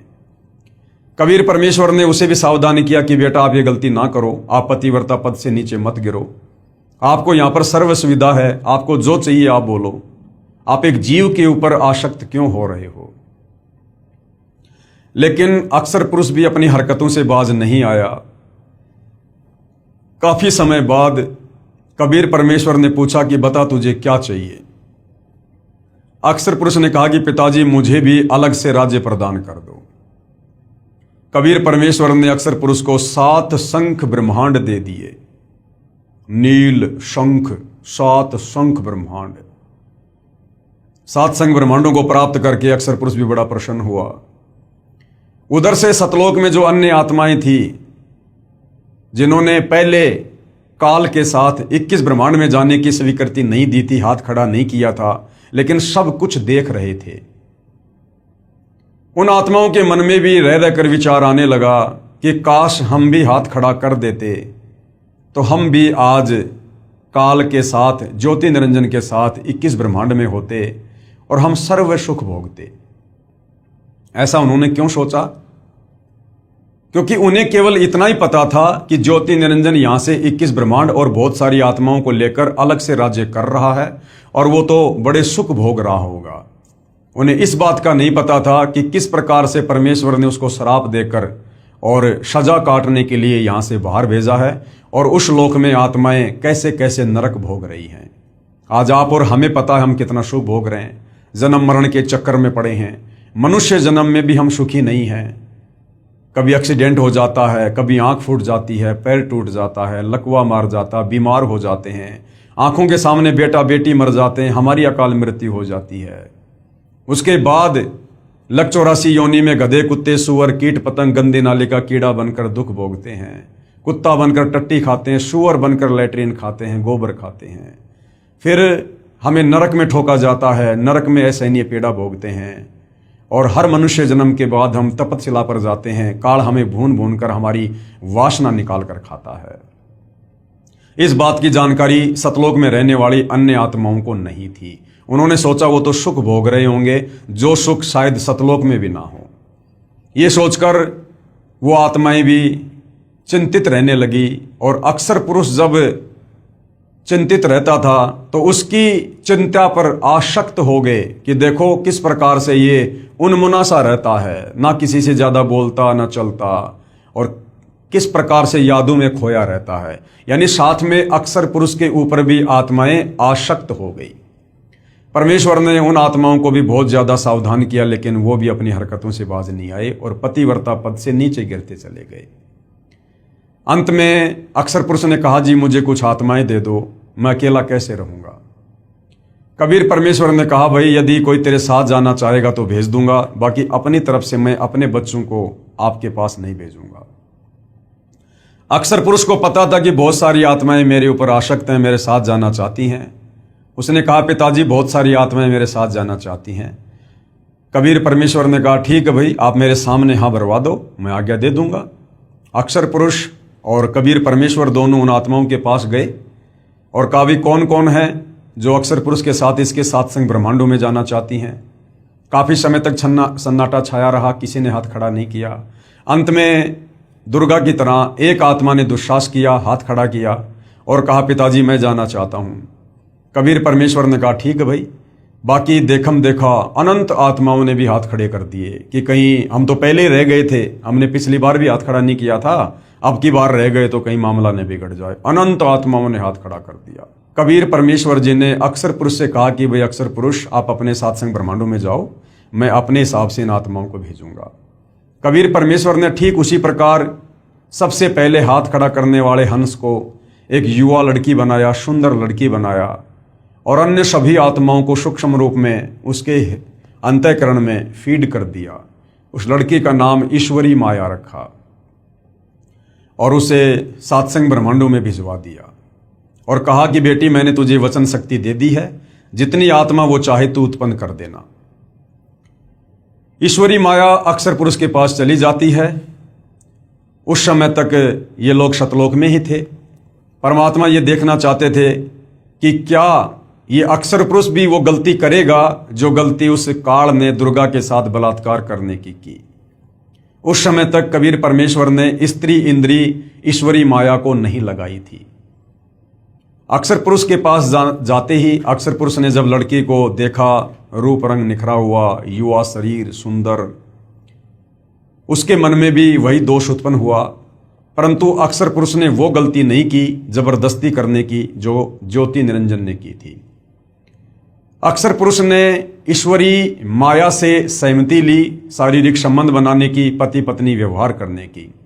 ईश्वरी माया ने उसको सहमति प्रदान कर दी और दोनों ने अपनी सहमति से जो है वहां पर शारीरिक मिलन किया, पति पत्नी व्यवहार किया, जिसके चलते अक्सर पुरुष के सत्संग ब्रह्मांडों में तपतशिला का कष्ट नहीं है। जीवों को भून भून के नहीं खाया जाता है। बाकी कष्ट ज्यों के त्यों जो 21 ब्रह्मांड में है, जन्म और मरण का, काम धंधा करके खाना पीना, और ये लक 84 योनियों में गधा कुत्ता सुअर, कभी आंख फूटना, कभी एक्सीडेंट होना, और नरक में जाना, राग द्वेष ईर्ष्या मान बढ़ाई, छल कपट निंदा चुगली चोरी जारी, सब कुछ ऐसी व्यवस्था अक्सर पुरुष के सत्संग ब्रह्मांडों में है। केवल तपतशिला का कष्ट नहीं है, ये आत्माओं को खाता नहीं है, क्योंकि इसने वो गलती नहीं करी जो गलती काल ने दुर्गा के साथ सतलोक में जबरदस्ती करके की थी। तो इस प्रकार से कबीर परमेश्वर ने सतलोक के ही एक कोने में अलग से और सत्संग ब्रह्मांडों को बांध कर रख दिया। अपनी मर्जी से वापस सतलोक में ना तो अक्सर पुरुष आ सकता, ना ईश्वरी माया आ सकती, और ना वो तमाम आत्माएं जो उसके सत्संग ब्रह्मांडों में है। इस प्रकार से कबीर परमेश्वर ने इस संसार रूपी वृक्ष की रचना की, जिसका जिक्र गीता जी अध्याय 15 श्लोक नंबर 1 से 4 में है कि अर्जुन, जो संत महात्मा इस संसार रूपी वृक्ष के प्रत्येक विभाग को बता दे कि कौन भगवान कैसा है, किसकी कितनी क्षमता है, सृष्टि की रचना कैसे हुई है, ये 21 ब्रह्मांड कैसे उत्पन्न हुए, सत्संग ब्रह्मांड कहाँ से आए हैं, जो इस संसार रूपी वृक्ष को सभी विभागों सहित बता दे, तत्व ज्ञान से बता दे, पूरी सृष्टि रचना को समझा दे, वो तत्वदर्शी संत महात्मा है। उसकी शरण में जाकर भक्ति करने से आप मेरे यानी काल के 21 ब्रह्मांडों से मुक्त होकर वापस सतलोक जा सकते हो। तो भाई और बहनों, वो परम शक्ति, वो परम पुरुष, महापुरुष, वो तत्वदर्शी संत वर्तमान में आज धरती पर सतगुरु रामपाल जी हैं, जिन्होंने संसार रूपी पीपल की वृक्ष का चित्र बनाकर अपने सत्संगों में हमें पूरी सृष्टि रचना को समझाया है। जो सृष्टि रचना आपने अभी अभी मौखिक सुनी, और जो सृष्टि रचना कंप्लीट इस पवित्र पुस्तक ज्ञान गंगा में लिखी हुई है, जिस पर वीडियो बन चुके हैं, जो सर्व धर्मों के सर्व पवित्र धर्म शास्त्रों से प्रमाणित है। उसके बाद भाई और बहनों, जब हम यहां काल के 21 ब्रह्मांड में आकर असहनीय पीड़ा भोगने लगे, कष्ट भोगने लगे, गधे कुत्ते सुअर बनने लगे, आत्मा रोने लगी, अपने परमपिता को याद करने लगी। हम चाहे किसकी भी भक्ति करते हैं, चाहे कोई माता की, चाहे कोई ब्रह्म की, चाहे कोई देवी देवताओं की, चाहे वैसे कोई मंदिर में जाता है, और जब कोई विशेष आपत्ति आती है तो हम आत्मा से पुकार करते हैं कि हे परमात्मा रक्षा करो, हे सबके मालिक, हे सच्चे मालिक। क्योंकि आत्मा को पता है कि हमारा मालिक कोई और है, ये देवी देवता नहीं है, ये पत्थर पानी नहीं है। तो जब आत्मा यहाँ पर दुख उठाने लगी लक 84 योनियों में, तपतशिला पर और नरक में, तो आत्मा की पुकार को सुनकर हमें दुखी होता देखकर कबीर परमेश्वर सतलोक से चलकर और अपने पुत्र जोगजीत का रूप बनाकर काल के 21 ब्रह्मांड में आए, और सर्वप्रथम कबीर परमेश्वर की मुलाकात जोगजीत रूप में 21वें ब्रह्मांड पर तपतशिला के पास इस काल से ज्योति निरंजन से हुई, जहां पर ये गुप्त रहता है। इसने सौगंध खा रखी है कि मैं आज के बाद अपने ओरिजिनल काल रूप में किसी को भी दर्शन नहीं दूंगा। जिस कारण से साधु संत महात्मा ऋषि, बड़े बड़े वेदों के विद्वान ओम नाम की साधना भी कर करके थक गए, ध्यान लगा के भी थक गए, लेकिन काल ने दर्शन नहीं दिए। खुद ब्रह्मा जी ने 4 युग समाधि लगाई, लेकिन काल ने दर्शन नहीं दिए। फिर यहां घंटे 2 घंटे की साधना से भला ये किसको दर्शन देगा। तो इस प्रकार से फिर लोगों ने निष्कर्ष निकाल लिया कि वो ब्रह्म जो है वो निराकार है, वो दिखाई नहीं देता, जबकि वो साकार है, सहशरीर है, मनुष्य आकार में है, 21वें ब्रह्मांड में रहता है, अव्यक्त रहता है, लेकिन उसने सौगंध खा रखी है कि मैं किसी को दर्शन नहीं दूंगा। जिस कारण से साधना करते करते जब उसके दर्शन नहीं हुए तो साधु संत महात्मा ऋषियों ने अपना निष्कर्ष दे दिया कि परमात्मा निराकार है, वो दिखाई नहीं देता। और सब इसी थ्योरी पर सेट हो गए कि वास्तव में परमात्मा तो दिखाई नहीं देता, वो तो निराकार है, जबकि वो साकार है, दिखाई देता है। लेकिन उसकी प्राप्ति की विधि इन चारों वेदों में नहीं है। उसकी विधि सूक्ष्म वेद 5वें वेद में है, जो ज्ञान कबीर परमात्मा खुद ही चलकर आकर धरती पर देता है। तो कबीर परमेश्वर प्रथम बार काल के 21वें ब्रह्मांड में तपतशिला के पास इस काल बलि से मिले। दोनों में कुछ एग्रीमेंट हुआ, जिसमें एक एग्रीमेंट था कि परमेश्वर आप तीनों युगों में जीव थोड़े लेके जाना, सतयुग त्रेता द्वापर में, चौथे युग कलयुग में आप जितने मर्जी जीव लेकर जाना।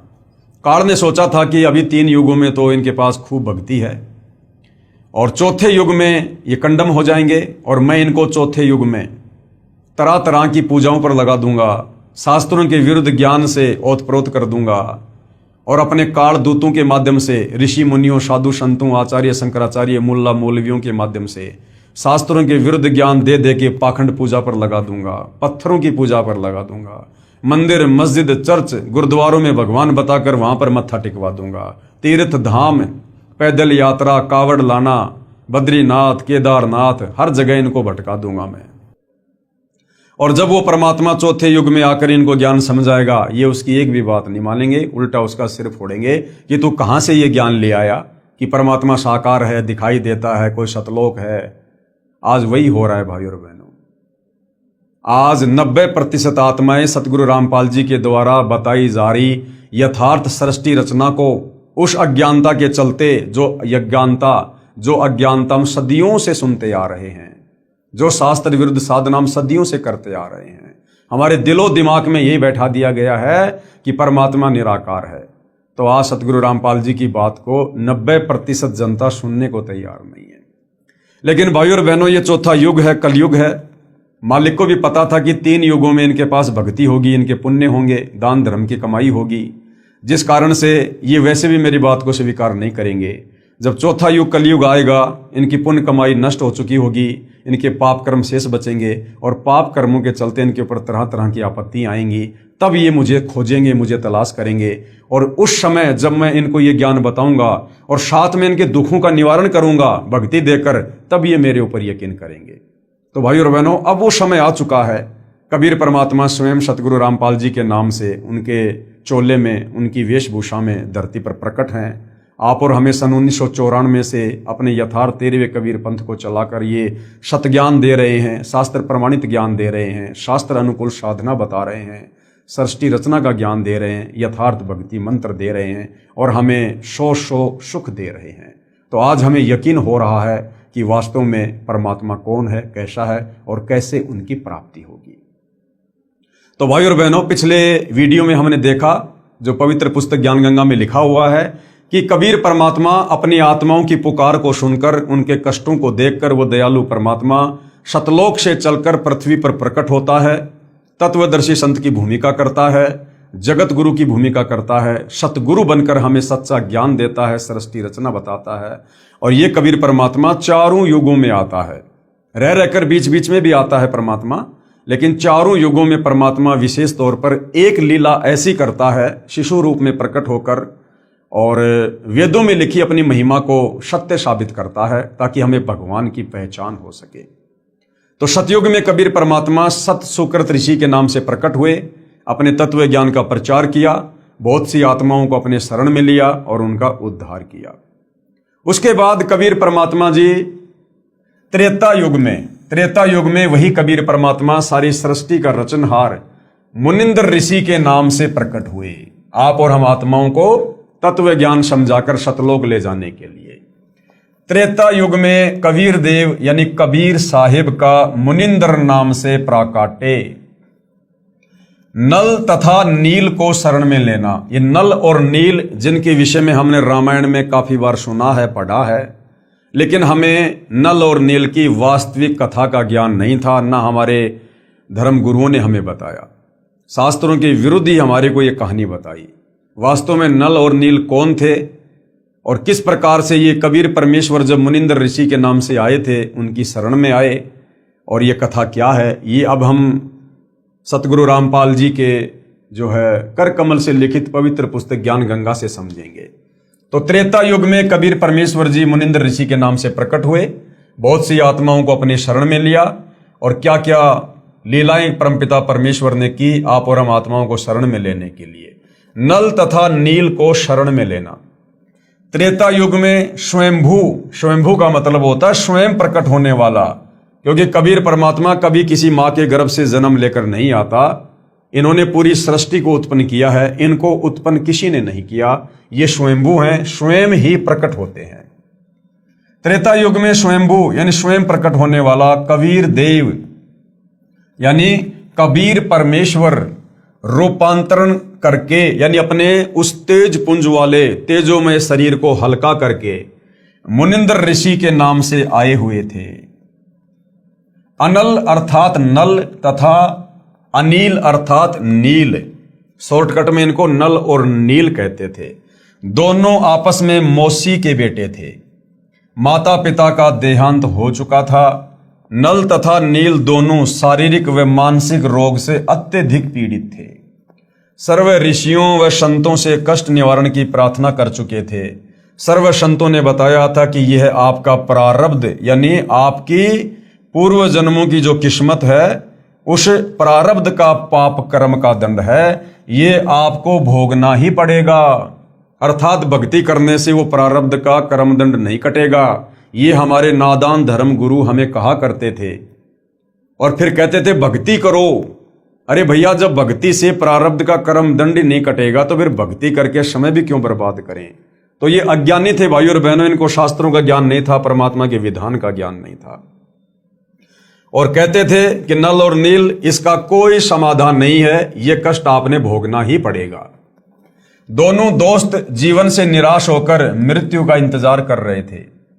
एक दिन दोनों को मुनिंद्र नाम से प्रकट पूर्ण परमात्मा का सत्संग सुनने का अवसर प्राप्त हुआ।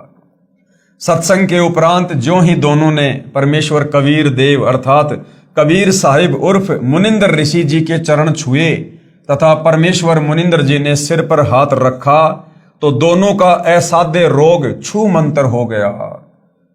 कबीर परमेश्वर जो मुनिंद्र नाम से आए हुए थे, शीश पर हाथ रखने मात्र से नल और नील का वो असाध्य रोग समाप्त हो गया। अर्थात दोनों नल तथा नील स्वस्थ हो गए।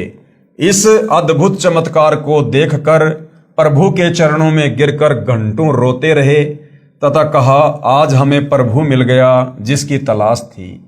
तथा उससे प्रभावित होकर उनसे नाम दीक्षा ले लिया तथा मुनिंद्र साहिब जी के साथ ही सेवा में रहने लगे।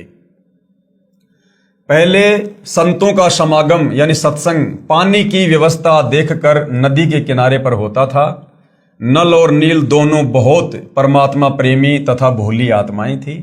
परमात्मा में श्रद्धा बहुत थी, सेवा बहुत किया करते थे। समागमों में रोगी व वृद्ध व विकलांग भक्तजन आते तो उनके कपड़े धोते तथा बर्तन साफ करते, उनके लोटे और गिलास मांझ दिया करते थे। परंतु थे भोले से दिमाग के, कपड़े धोने लग जाते थे तो सत्संग में जो प्रभु की कथा सुनी होती उसकी चर्चा करने लग जाते। वे दोनों प्रभु चर्चा में बहुत मस्त हो जाते और वस्तुएं दरिया के जल में डूब जाती। उनको पता भी नहीं चलता, किसी की 4 वस्तु लेकर जाते तो 2 वस्तु वापस ला कर देते।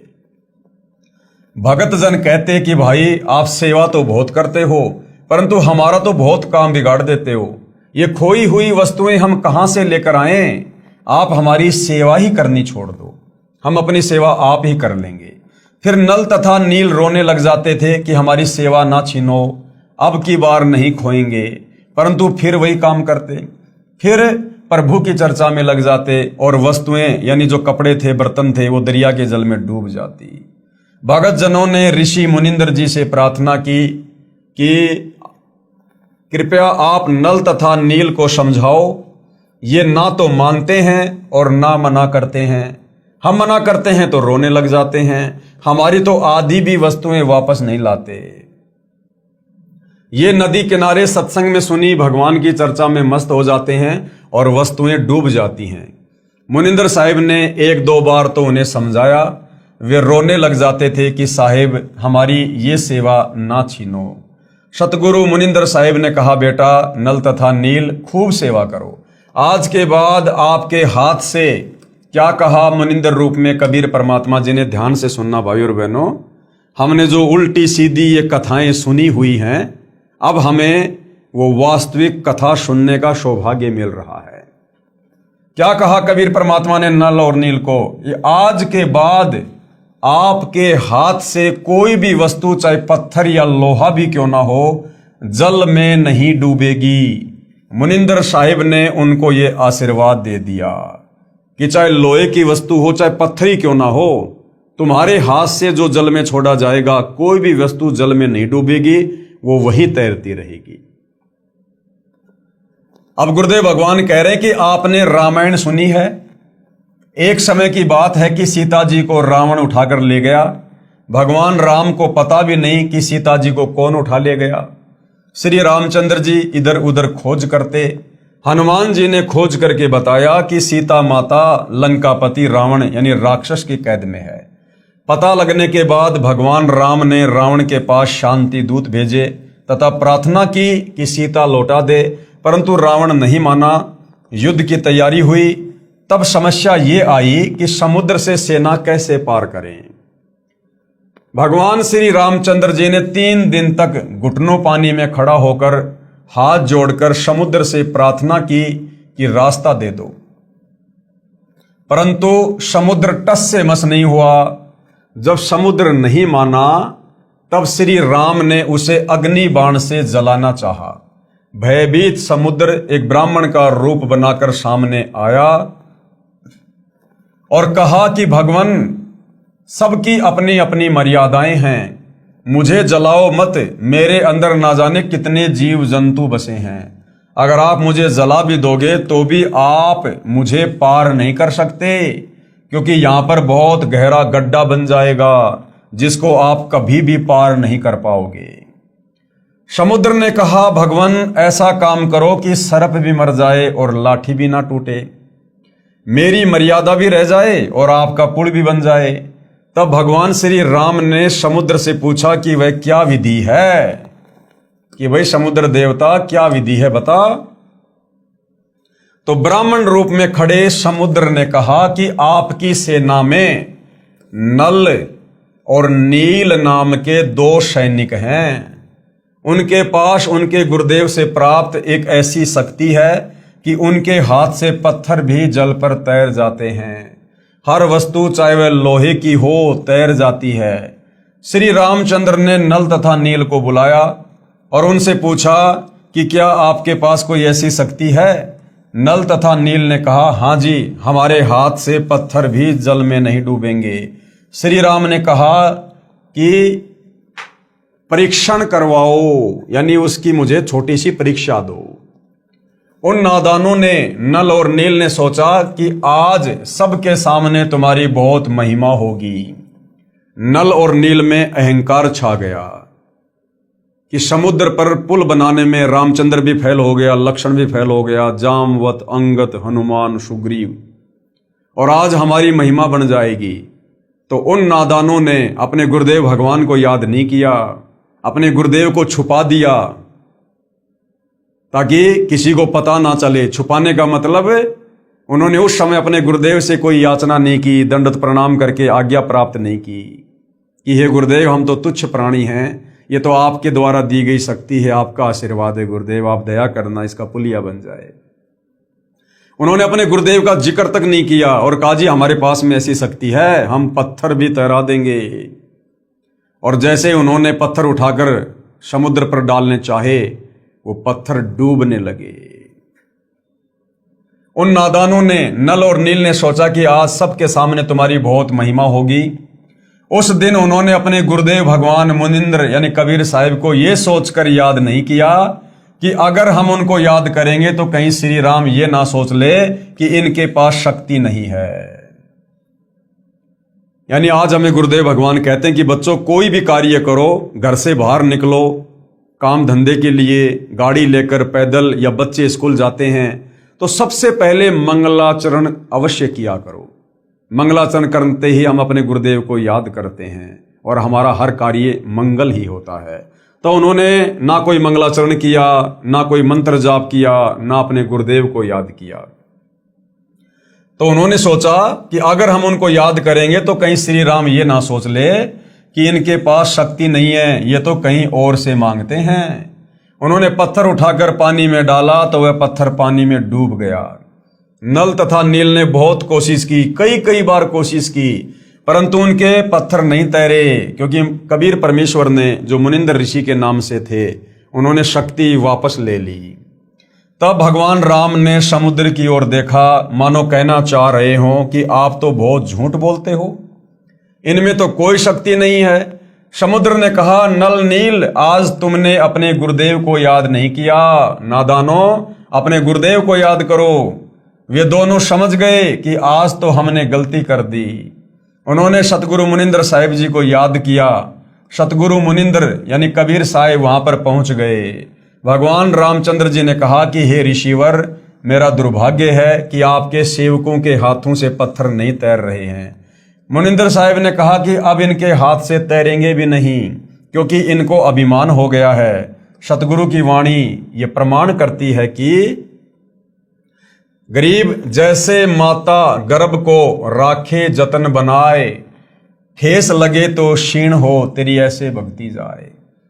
इस भक्ति को हमने मर्यादाओं में रहकर एक सच्चे शिष्य की भूमिका निभाते हुए इस प्रकार से सुरक्षित रखना होता है आत्म कल्याण के लिए, जिस प्रकार वर्षों बाद किसी बहन बेटी को गर्भ रहा हो, प्रेग्नेंट हो, और किस प्रकार से फिर वो अपने बच्चे को अपने गर्भ में सुरक्षित रखती है। खाने पीने में सावधानी, चलने फिरने में सावधानी, उठने बैठने में, काम धंधा करने में, रात्रि को सोने में भी वो करवट लेते समय कितनी सावधानी रखती है, कहीं मेरे बच्चे के ऊपर कोई दबाव ना आ जाए, मेरा बच्चा खराब ना हो जाए। तो कहते हैं जिस प्रकार एक गर्भवती माता अपने बच्चे का ध्यान रखती है और उसको सुरक्षित अपने गर्भ से बाहर निकालती है, इसी प्रकार से हम भक्तों ने भी इस भक्ति को जो हमें गुरुदेव से प्राप्त हुई है, मर्यादाओं का ध्यान रखकर, गुरु वचन का ध्यान रखकर, मान बढ़ाई अहंकार से दूर रहकर और आधीन और दास भाव से हमने इस प्रकार से भक्ति को सफल करना होता है। उस दिन के पश्चात नल तथा नील की वह शक्ति समाप्त हो गई। अब रामायण की कथा सुनाते समय हमारे ज्ञानहीन अंधे धर्मगुरु कहा करते थे कि नल और नील ने पत्थर तैरा दिए, जिस कारण से समुद्र पर पुलिया बना था, जबकि भाई और बहनों ये सत्य कथा नहीं है। उस दिन के पश्चात नल तथा नील की वह शक्ति समाप्त हो गई।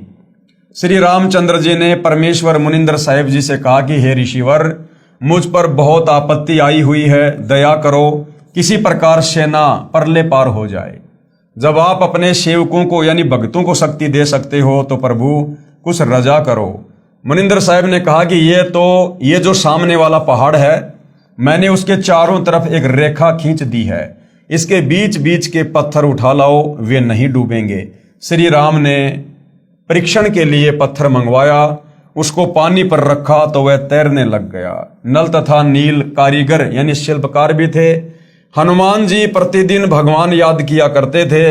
उसने अपनी दैनिक क्रिया भी साथ रखी, राम राम भी लिखता रहा और पहाड़ के पहाड़ उठाकर ले आता था। नल नील उनको जोड़ जोड़कर उस पुल में लगा देते थे। इस प्रकार पुल बना था, धर्मदास जी कहते हैं। तो भाई और बहनों, आज से पहले हमारे ज्ञानहीन नादान धर्मगुरुओं के द्वारा हमें जो झूठी कथा बताई जाती थी कि नल और नील के हाथ से पानी में पत्थर तैरने लग जाते थे, तो नल और नील पुलिया बनाते समय उन पत्थरों को हाथ से छू दिया करते थे, जिस कारण से वो पुलिया बन गया। तो कोई कहता था कि हनुमान जी उन पत्थरों के ऊपर राम राम लिख दिया करते थे, जिस कारण से पत्थर तैर जाया करते थे। तो ये सारी की सारी झूठी कथा हमें बताई जाती थी।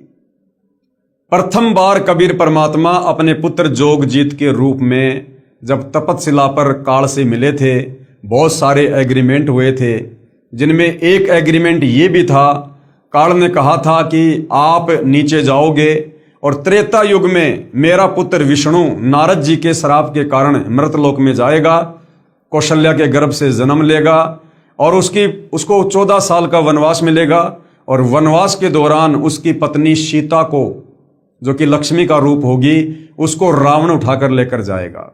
और रामचंद्र सीता को वापस लाने के लिए समुद्र पर पुलिया बनाना चाहेगा, लेकिन उसका पुल नहीं बन पाएगा। हे परमेश्वर, आप जी त्रेता युग में मेरे बेटे का पुलिया बनवाना।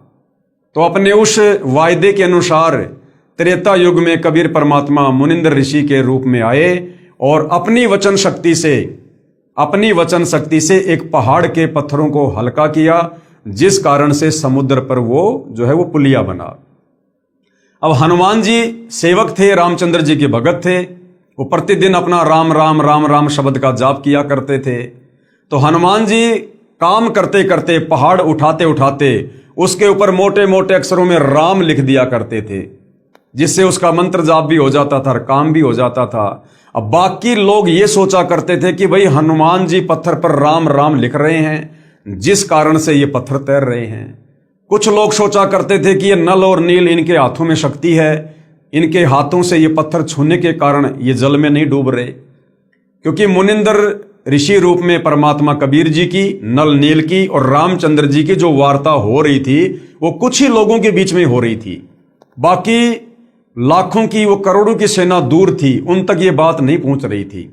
तो बाकी लोगों को उस बात का नहीं पता था कि किस आधार से ये पुल बन रहा है।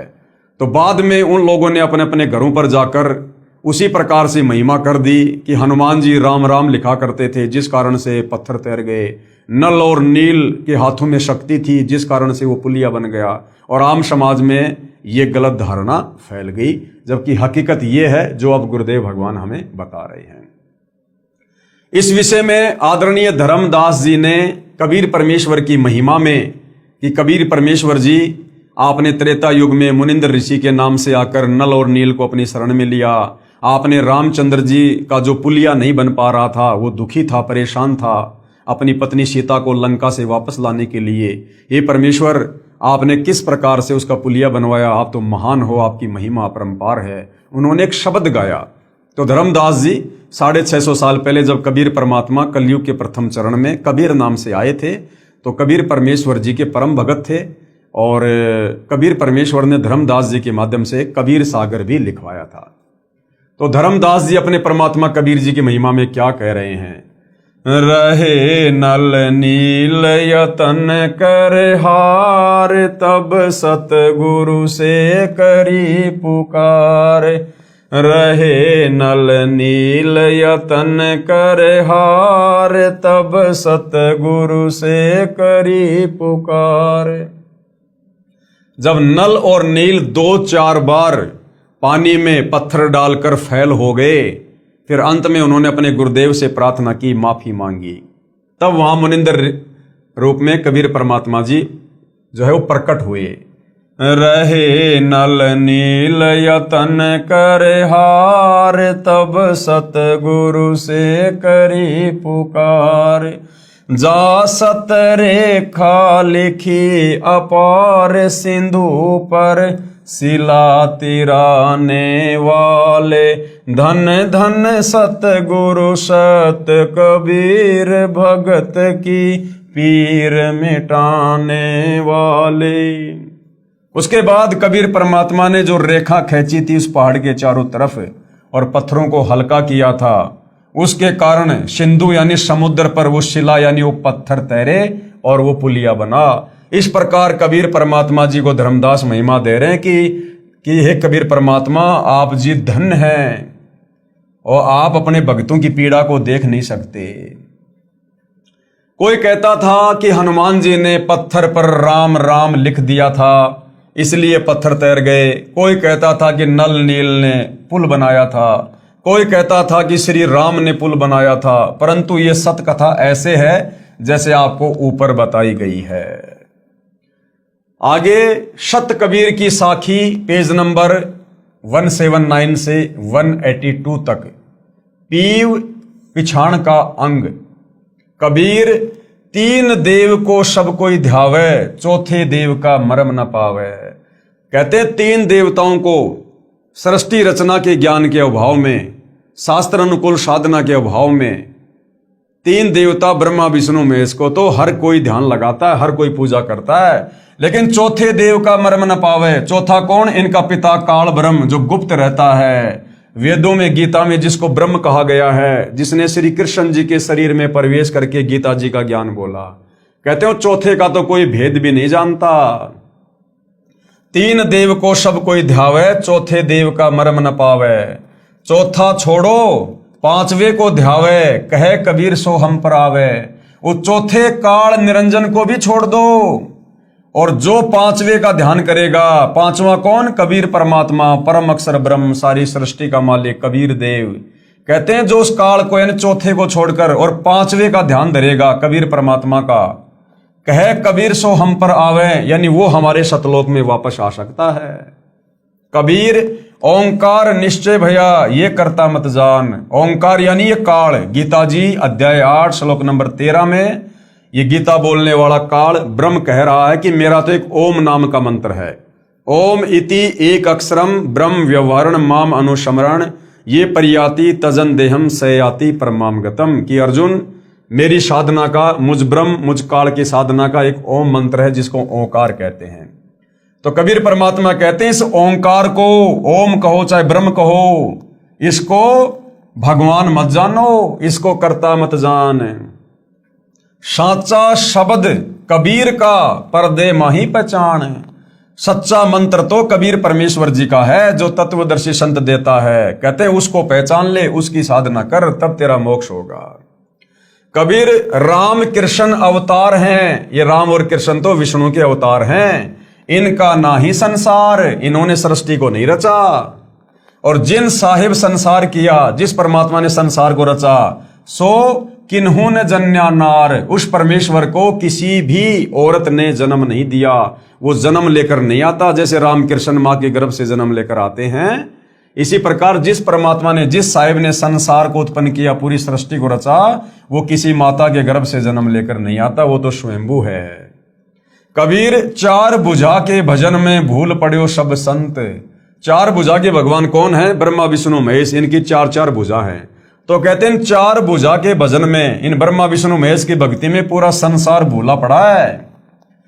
और कबीरा सुमरो तास को जाके भुजा अनंत।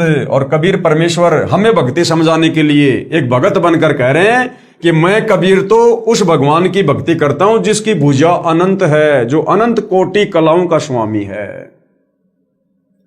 कबीर समुद्र पाट लंका गए सीता को भरतार, ताही अगस्त मुनि पी गयो इनमें कौन करतार। नादानी के चलते, सत्य कथा का ज्ञान ना होने के चलते, सृष्टि रचना के अभाव में हमारे नादान धर्म गुरुओं ने हमें बताया कि श्री रामचंद्र जी भगवान हैं, करतार हैं, परमात्मा हैं। इन्होंने समुद्र पे पुलिया बना दिया। तो परमात्मा कहते हैं वैसे तो तुम्हारी बात सही नहीं है, हकीकत तो वो है जो अभी आपको बताई गई। मुनिंद्र नाम से कबीर परमात्मा त्रेता युग में आए थे और उनके आशीर्वाद से वो पुलिया बना था, पत्थर हल्के हुए थे। लेकिन चलो, जैसा ये लोकवेद है, सुनी सुनाई बातें चल रही हैं कि रामचंद्र जी परमात्मा है, समुद्र पे पुलिया बना दिया, सेना को पार कर दिया। तो कबीर परमात्मा कहते कि नादानो, अगर तुम इसी छोटी सी बात को लेकर श्री रामचंद्र जी को भगवान मानकर बैठे हो कि उन्होंने समुद्र के ऊपर जो है वो पुलिया बना दिया, तो परमात्मा जी कहते हैं कि एक अगस्त नाम का ऋषि था, उसने तो एक घूंट में 7 समुद्रों का पानी पी लिया था सिद्धि से। तो बताओ फिर तुम्हारा राम बड़ा हुआ या फिर वो अगस्त ऋषि बड़ा हुआ? तो इन छोटी मोटी इन सिद्धियों से, खेल खिलौने से कोई भगवान साबित नहीं होता है। समुद्र पाट लंका गयो सीता को भरतार, ताही अगस्त मुनि पी गयो इनमें कौन करतार। फिर कहते हैं गोवर्धन गिरी धार्यो श्री कृष्ण जी और द्रोणागिरी हनुमंत, और शेष नाग सब सृष्टि संहारी इनमें कौन भगवंत। दूसरा, हम लोग अध्यात्म की जानकारी ना होने के चलते कहा करते थे कि श्री कृष्ण जी ने गोवर्धन पर्वत को अपनी उंगली पर धारण कर लिया, जिस कारण से हम उनको भगवान कहने लगे। और कहते थे कि हनुमान जी ने द्रोणागिरी पहाड़ को उठा लिया, संजीवनी बूटी सहित द्रोणागिरी पहाड़ को उठाकर लंका ले गए, इसलिए ये भगवान हैं। तो परमात्मा कहते हैं वैसे तो हकीकत कुछ और है। कबीर परमात्मा ने ही श्री कृष्ण जी का रूप बनाकर और गोवर्धन पर्वत को उठाया था, और जो द्रोणागिरी पहाड़ था उसको भी कबीर परमात्मा ने ही हनुमान जी को शक्ति देकर उठवाया था। लेकिन ये भाई और बहनों, जब हमें सतगुरु रामपाल जी के सत्संग सुनेंगे, सृष्टि रचना को समझेंगे, तब हमें पता चलेगा कि कबीर परमात्मा के अलावा सारी सृष्टि में चाहे हनुमान हो, चाहे शनि देव हो, चाहे 33 करोड़ देव हो, चाहे ब्रह्मा विष्णु महेश हो, चाहे काल और दुर्गा है, ये सब जीव श्रेणी में है। जीव श्रेणी में ये कुछ नहीं कर सकते, करने करवाने वाला कबीर भगवान है। तो कहते हैं अगर तुम इसी बात के आधार से श्री कृष्ण जी को भगवान मानकर बैठ गए कि उसने गोवर्धन पर्वत को उठा लिया, हनुमान जी ने द्रोणागिरी पहाड़ को उठा लिया, और फिर तुम ही लोग कहते हो कि शेष नाग के सिर के ऊपर पूरी पृथ्वी रखी हुई है, तो बताओ फिर वो शेष नाग बड़ा हुआ या तुम्हारा हनुमान और श्री कृष्ण बड़ा हुआ? अरे वो द्रोणागिरी पहाड़ और वो गोवर्धन पर्वत जिस धरती पर हैं, उस धरती को तुम कहते हो कि शेष नाग अपने सिर पर रखे हुए हैं, तो बताओ फिर सबसे बड़ा भगवान कौन हुआ? तो कहने का मतलब है ये केवल दंत कथा है, आदि अधूरी ये कथा है। किसी शेष नाग के सर के ऊपर पृथ्वी नहीं टिकी हुई है। ये पृथ्वी परमपिता परमेश्वर के वचन से अपनी जगह पर स्थिर है, घूम रही है, जैसा भी है परमेश्वर के वचन से। हमने सृष्टि रचना में पढ़ लिया कि कबीर परमेश्वर जी ने इस काल को श्राप दिया था, जिस कारण से इसके 21 ब्रह्मांड सतलोक से विमान की तरह चल पड़े और सतलोक से 16 संकोश की दूरी पर आकर परमेश्वर के वचन से स्थिर हो गए। वैज्ञानिक जिसको गुरुत्वाकर्षण की शक्ति कहते हैं। फिर कहते हैं कबीर काटे बंधन विपत्ति में कठिन किया संग्राम, चीनो रे नर प्राणियां गरुड़ बड़ों के राम। फिर हमें क्या बताया जाता था कि श्री रामचंद्र जी इसलिए परमात्मा हैं कि इन्होंने लंकापति रावण को मार दिया और सीता जी को वापस लेकर आ गए। तो कबीर परमात्मा कहते हैं कि नादानो, जब श्री रामचंद्र और उसकी पूरी सेना हनुमान, सुग्रीव, जामवत, अंगद, लक्ष्मण, जब ये सारे वहां पर लंका में लड़ाई कर रहे थे रावण के साथ, तो रावण ने एक सिद्धि शक्ति से रामचंद्र जी और उसकी पूरी सेना को, हनुमान को, सबको नाग फांस में बांध दिया था। सर्पों ने लपेटा लगा लिया था, अनंत सर्प उत्पन्न हो गए और पूरी सेना को रामचंद्र जी सहित, जैसे ईख की पोली को बांध दिया करते हैं रस्सी से, ऐसे सर्पों ने लपेटे लगा लिए और फण सीधा करके यूं खड़े हैं कि बस अब डसेंगे। उस समय श्री रामचंद्र जी ने, जिनको तुम परमात्मा कहते हो, सर्वशक्तिमान कहते हो, जो एक सर्प से, एक सांप से अपना बंधन नहीं छुड़वा पाए, उन्होंने अपने वाहन श्री गरुड़ पक्षी जी का आह्वान किया, उनसे प्रार्थना की। उसी समय गरुड़ पक्षी प्रकट हुए और बहुत सारे रूप बनाए अपनी सिद्धि से, और अपनी चोंच से उन सर्पों को काटा, मारा और रामचंद्र जी और उसकी सेना को बंधन मुक्त किया। तो बताओ फिर राम बड़ा हुआ या फिर वो गरुड़ बड़ा हुआ, जिस गरुड़ ने तुम्हारे रामचंद्र जी के भी बंधन काटे? काटे बंधन विपत्ति में कठिन किया संग्राम, चीनो रे नर प्राणियों गरुड़ बड़ो या राम। कबीर कहे कबीर चित चेत हूं शब्द करो निर्वार, श्री राम ही करता कहत भूल पड़े संसार।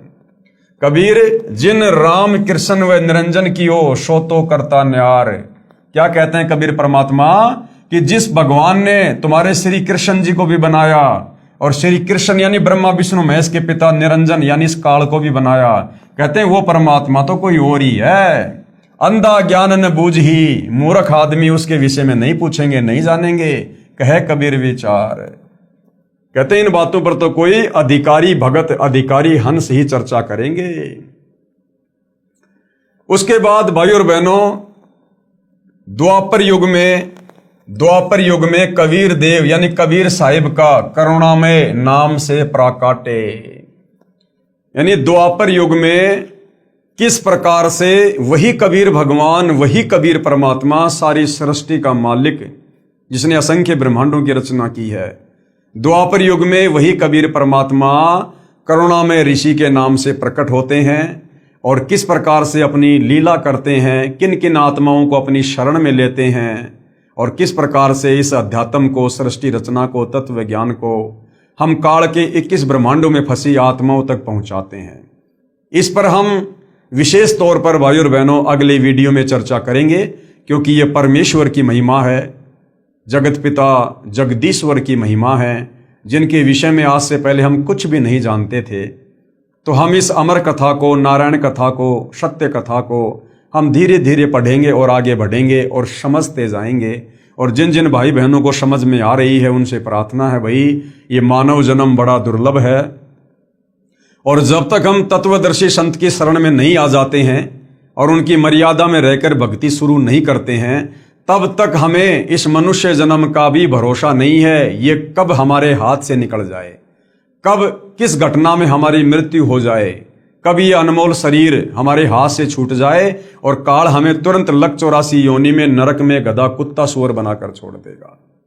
और ये मनुष्य जन्म केवल और केवल अपनी आत्मा के कल्याण के लिए तत्वदर्शी संत की खोज करके, उसकी शरण में आकर सत भक्ति करके मोक्ष करवाने के लिए मिलता है। वो शु अवसर आज आप और हमें सहज में उपलब्ध है। जिस परमेश्वर को खोजने से वो प्राप्त नहीं होता, अरे खोजने से तो ये काल ब्रह्म ही प्राप्त नहीं होता। ब्रह्मा ने अपने पिता ब्रह्म का ध्यान लगाया 4 युग, साधु संत महात्मा सतयुग त्रेता द्वापर युग में हजारों हजारों वर्ष समाधि लगाकर ओम नाम का जाप करते, तप करते, इस काल ने भी दर्शन नहीं दिए।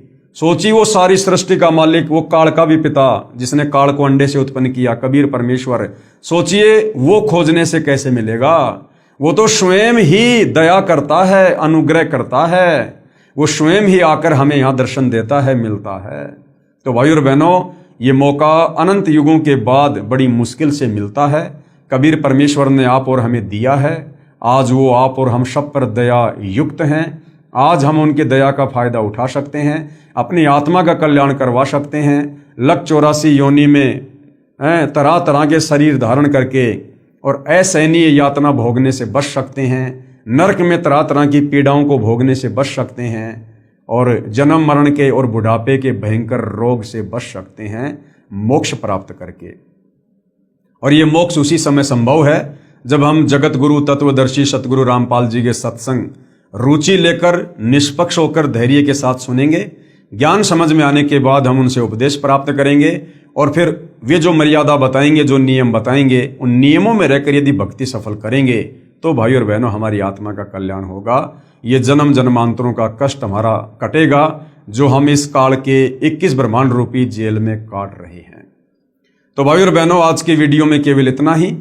यदि ज्ञान समझ में आ रहा है तो सतगुरु रामपाल जी से अविलंब नाम उपदेश लें और अपनी आत्मा का कल्याण करवाएं। तो आज की वीडियो में केवल इतना ही, बाकी चर्चा हम कल करेंगे परमेश्वर की महिमा में।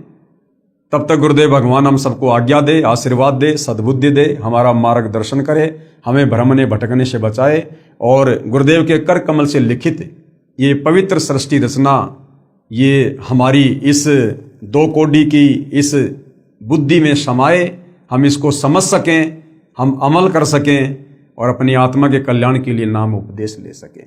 बंदी छोड़ सतगुरु रामपाल जी परमेश्वर जी की जय हो।